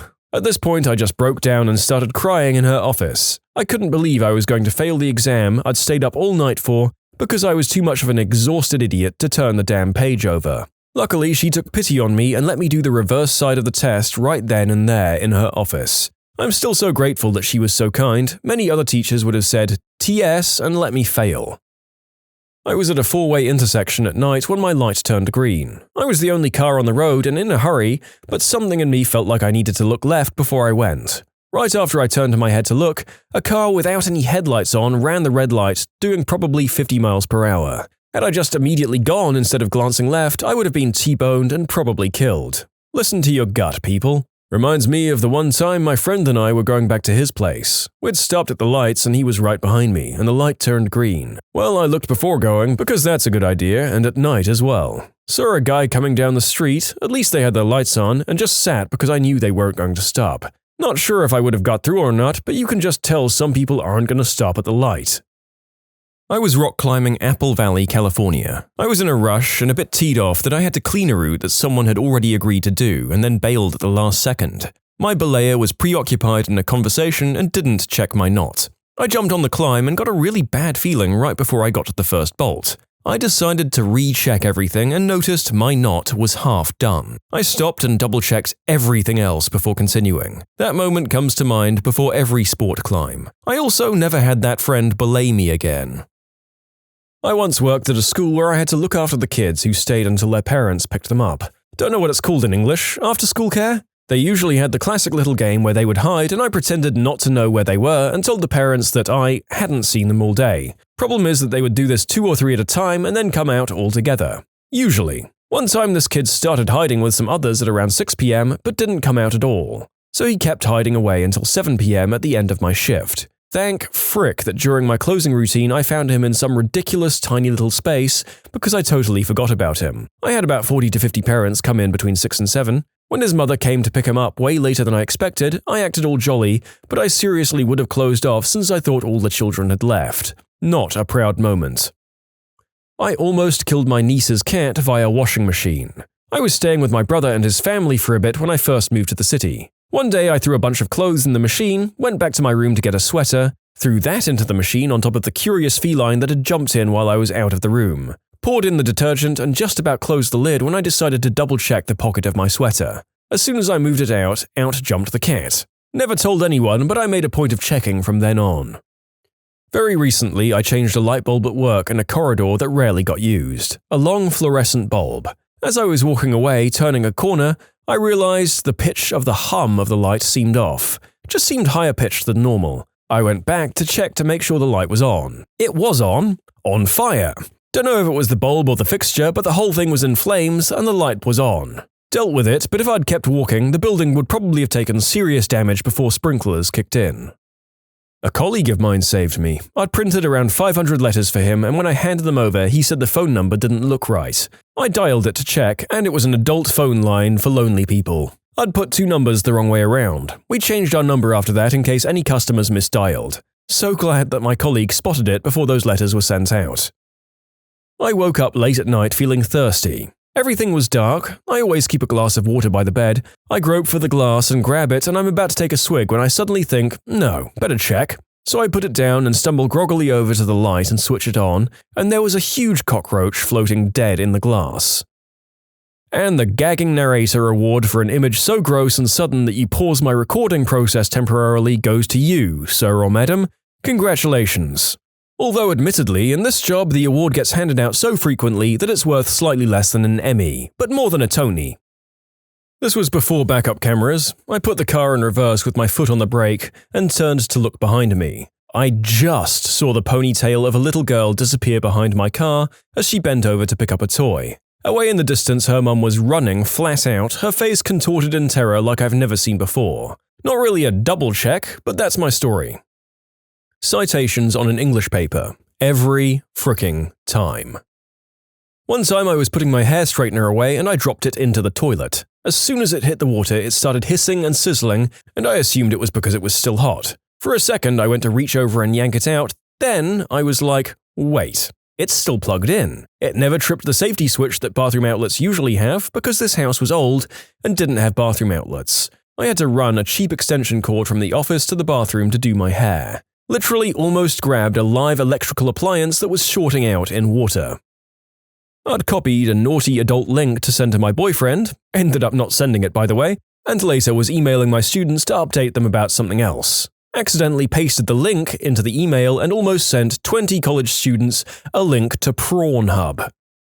Short term, printing everything off for a London-Edinburgh trip last year and realised when double-checking our train tickets from London to Edinburgh, they were the wrong day. We still had one more day in London. Nothing could be done until we got to London, but if we hadn't noticed before getting to the train station on the day out, it would have been costly. Long term, this stretches the definition of double-checked, but it's still important. I tried to give blood a few times while I was in the Navy, but my iron was always too low no matter what I ate recently. Decided to check it out, got tests done, and I was anemic. Doctor asks if I want to just treat that or go further. Of course, go further and find out why I'm anemic. 18 months and a zillion tests later, Crohn's disease. Since caught while I was in the service, I got a medical retirement discharge, some cash, a monthly stipend, and full healthcare. If I'd just got the anemia treated, I would have gone out while sick deeper in and would probably be in a world of pain right now.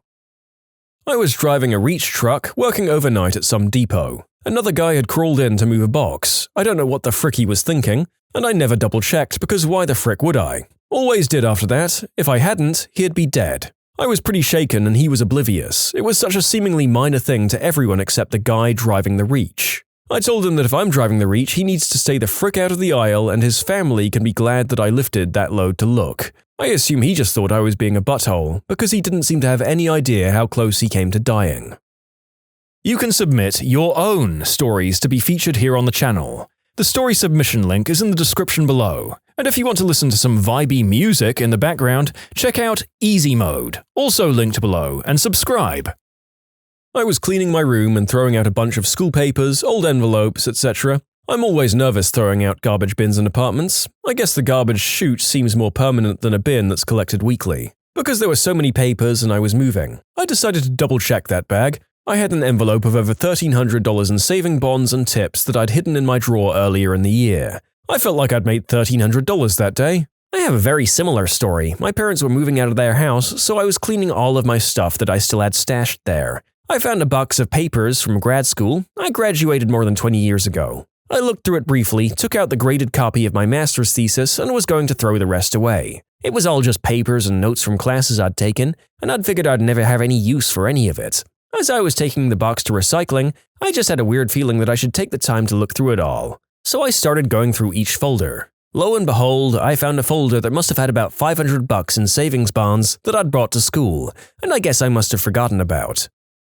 Veterinarian here. I asked for my assistant to bring me some glucose to inject into a 2-kilogram dog with hypoglycemia. He brings me this vial, and right as I was about to open it, I looked at it, and it was potassium chloride, KCl, which is used for euthanasia. Both were the same size and shape, but the one that would stop the dog's heart had a big black stamp on it, so it wasn't hard to differentiate them. As an extra, a professor of mine during a surgery asked for an antibiotic, which needs to be diluted before use, to inject after surgery was done. The intern brought the vial already diluted, but instead of putting injection water into the bottle, he'd actually put KCl.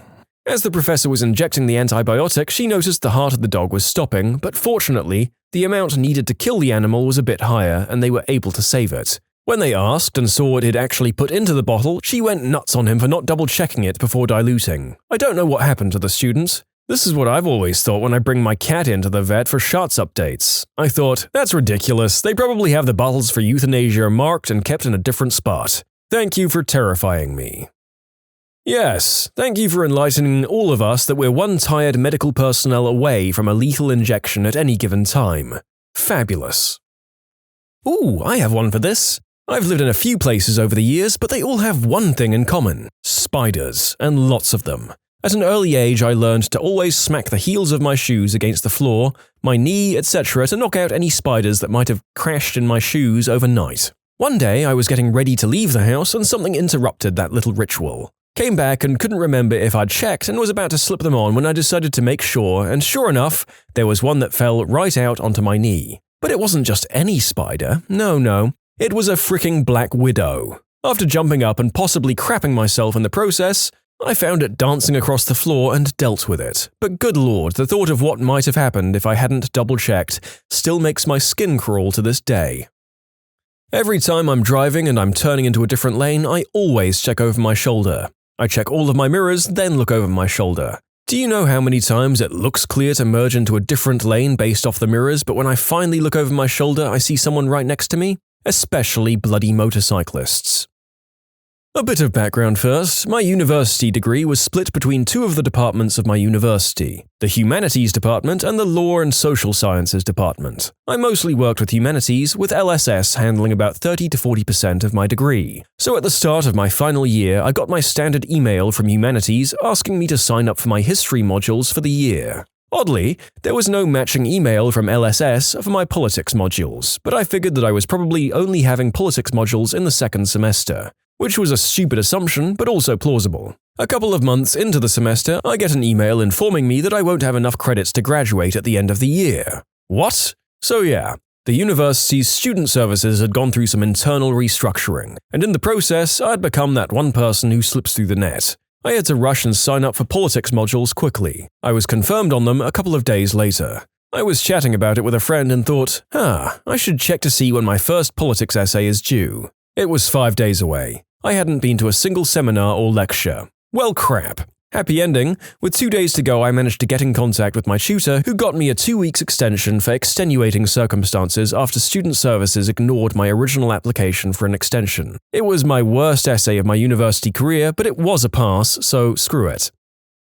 This is more of a thank frick I had my husband double check, but anyways. Last week we went to bed downstairs a little late since our 3-year-old had colic. We lived in a half-finished apartment and heard a weird sound like the bulkhead door had been opened from the unfinished half of the basement. I, of course, thought someone had broke in or an animal had got in, so we locked ourselves in the room with our daughter and 4-year-old son and then called my brother-in-law who lives upstairs to check on it, since I didn't want to risk our children. He checks and clears it, but I just couldn't sleep after, which was a good thing since not even 10 minutes after he went upstairs, I heard a thump and sheet metal hitting the floor. At this point, I told my husband to quickly go out of the room, lock the door behind him and run up to get our dog, who is not people-friendly at all to those outside our family or close friends, to have him check the basement. When my husband went out, he looked over to see a panel had come off our furnace and it was billowing smoke and the fire alarms weren't going off. Thankfully, I knew where the emergency shutoff was. To keep this as short as possible, if I hadn't insisted my husband go out again, we might have been overcome by smoke inhalation in our sleep along with my sister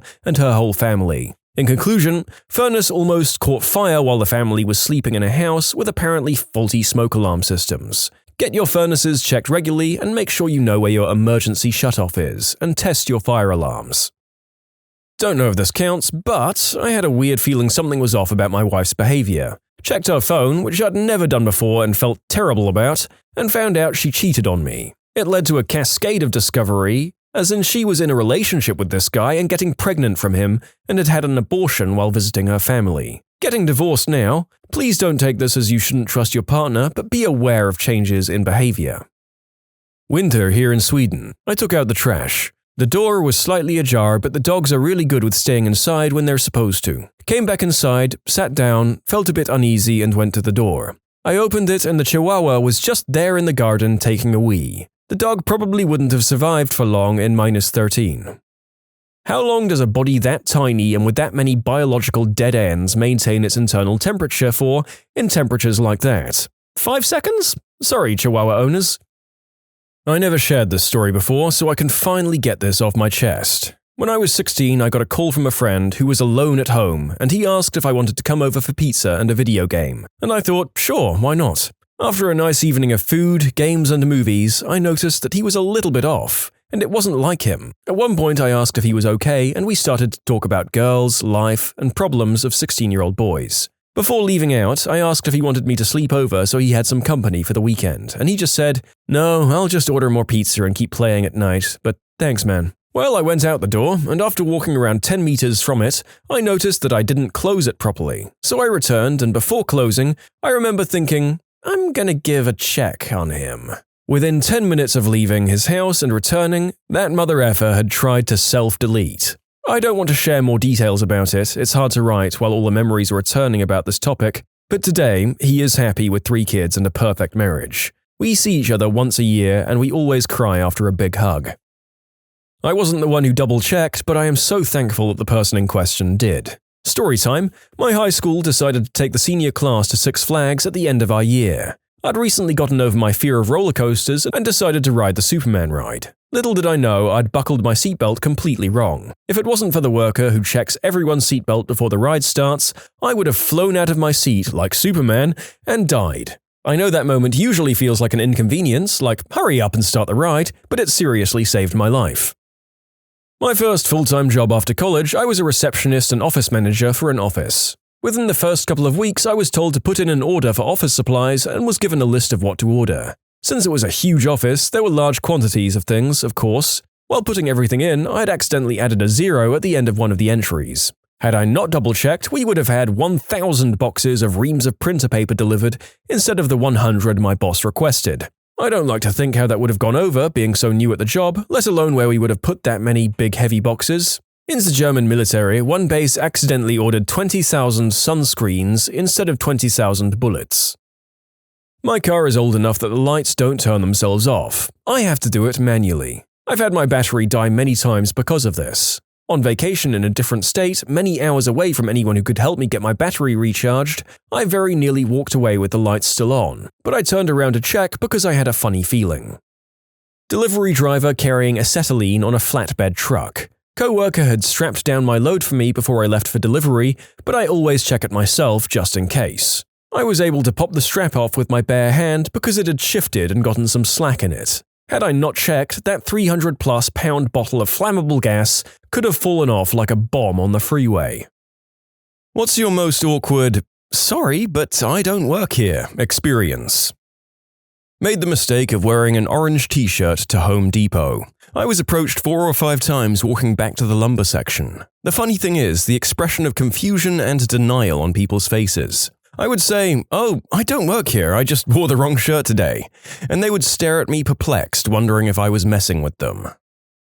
I was at a local thrift store, looking at old typewriters with my sister. They were very, very cheap, and she's a writer, so I was buying her one. There was a fellow there who heard me ask out loud a question about how it works. He was a nice old guy who came over and showed me the inner workings of the unit for a solid 50 to 60 minutes. He was very passionate about typewriters and had expert-level knowledge. After an hour of him showing me everything you could imagine with a typewriter and how they work, I asked a question about the price. He responds with, "Well, I don't know about that because I don't work here. I just like typewriters." He was probably lonely. There's an older gentleman who used to be a professional photographer but had to retire due to being constrained to a wheelchair. He hangs around our camera displays a few hours every week and talks to people about cameras. He's so knowledgeable and so enthusiastic that no one's complained since he started doing it over a year ago.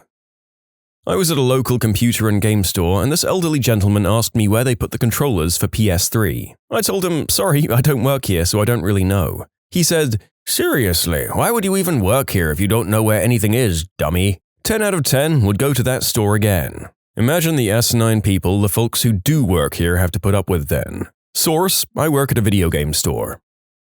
I was browsing movies at HMV when a lady came up to me and asked if I had Star Wars on Blu-ray. I was like, yeah, of course, they're my favorites. Then she asks where they are. At my house. That's when I realized she thought I worked there and wasn't just wanting to talk about Star Wars.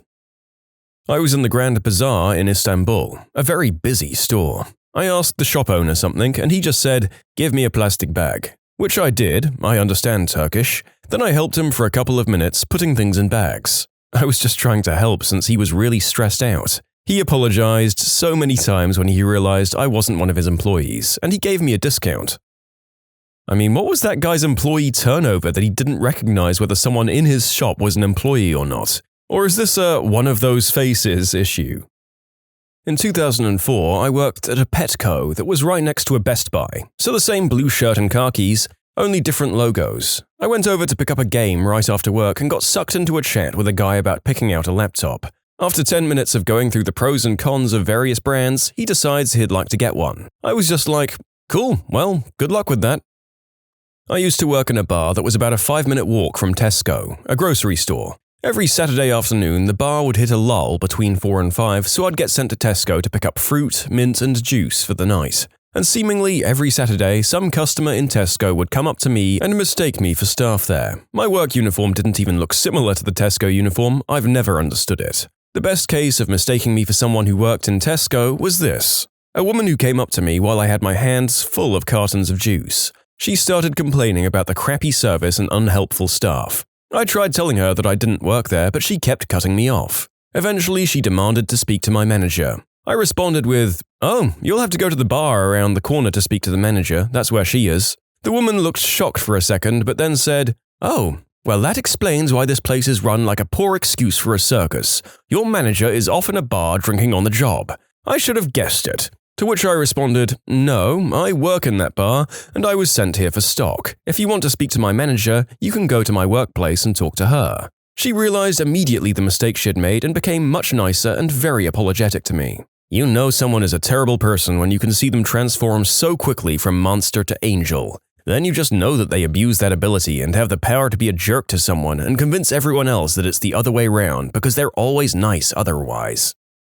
When I was done working and had gotten back to my apartment, still in my mailman clothes, I was stopped by a woman asking me whether or not I had her package. I had to explain to her that I wasn't at work and that I'd been her neighbor the past 2 years.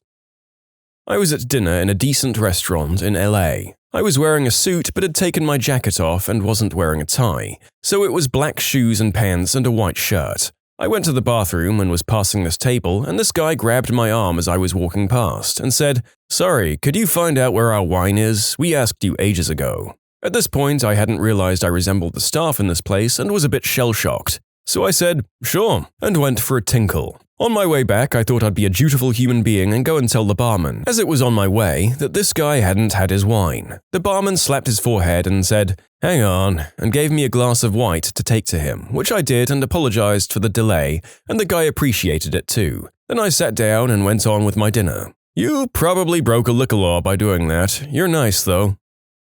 I was at Target right after work. I had on a red polo and khakis, and it had my company name embroidered on it that starts with a T. I was doing some network stuff, so I wasn't wearing my normal dress clothes. I forget what I was buying, but I had my cart full and my purse over my shoulder. A woman asked me where the laundry detergent was. I'm used to this, so I just told her that I think it's down a few aisles. The woman lost her ever-loving mind on me, saying that I was a horrible employee, I should know where everything is in my store, I'll never be paid above minimum wage because I'm so stupid. She wanted my name, my supervisor's name, and the number to corporate. It was after her rant that I politely informed her, Ma'am, I don't work here.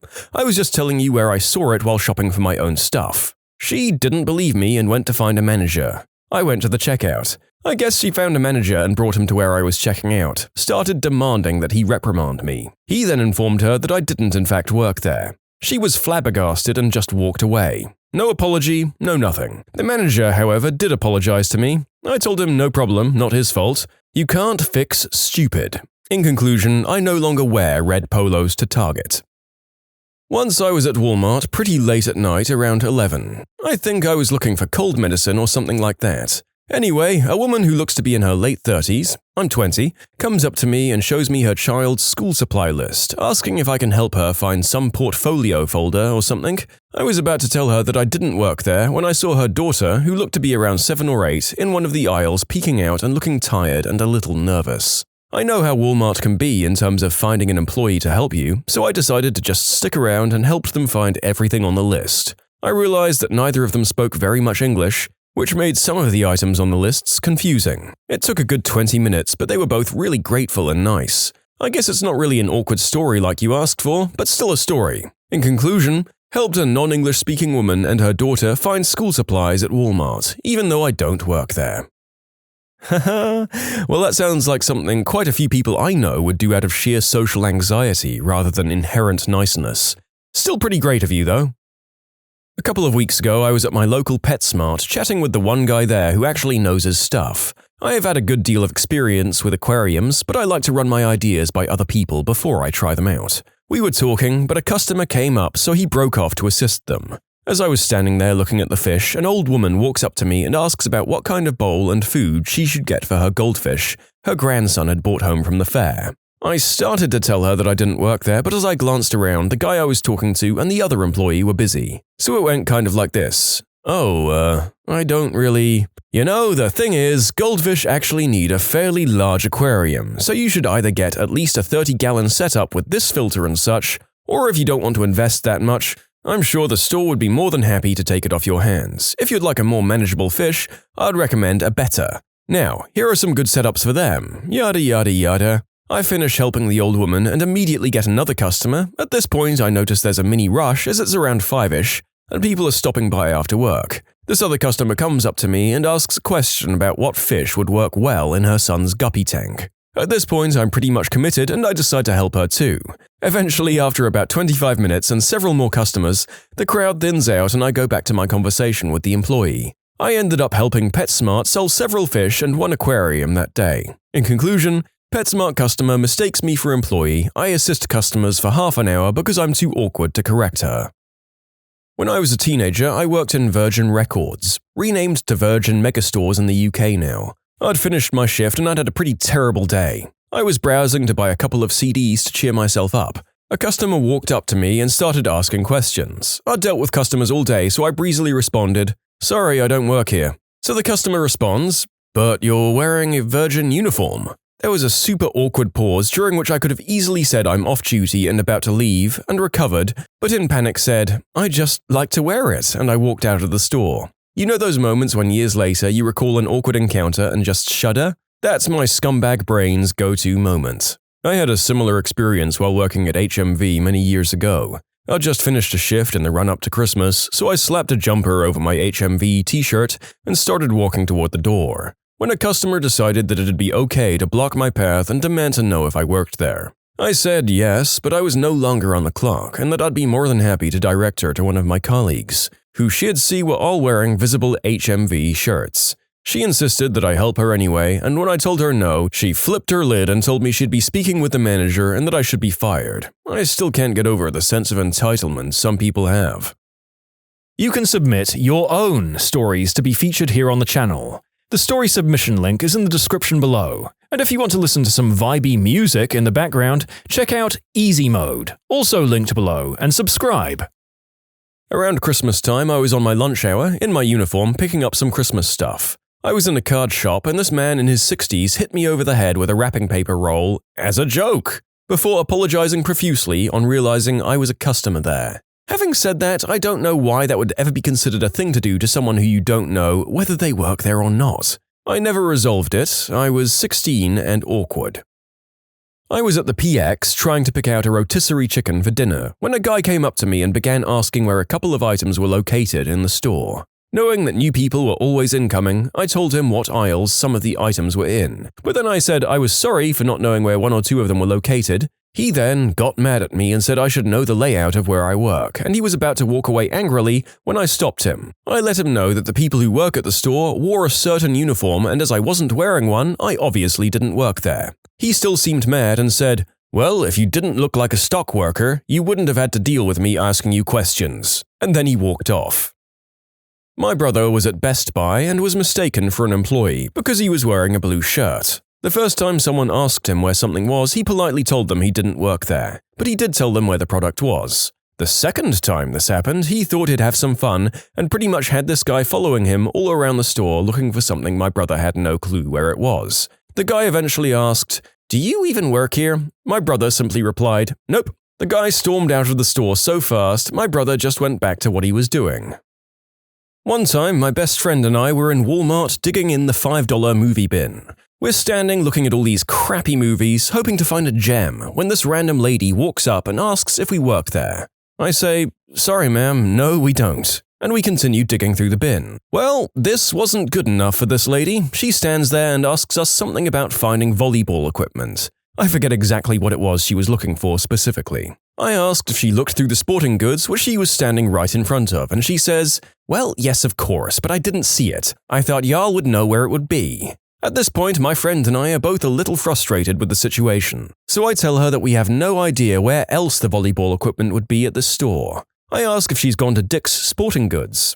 That's when all heck broke loose. She raised her voice and started yelling about how she wasn't going to spend that much money and ranting and raving about the cost difference and this and that. My friend and I just looked at each other and walked away. In conclusion, lady wants to know where volleyball equipment is in Walmart and then yells at my friend and I, neither of us work there, for suggesting that she look at a dedicated sporting goods store.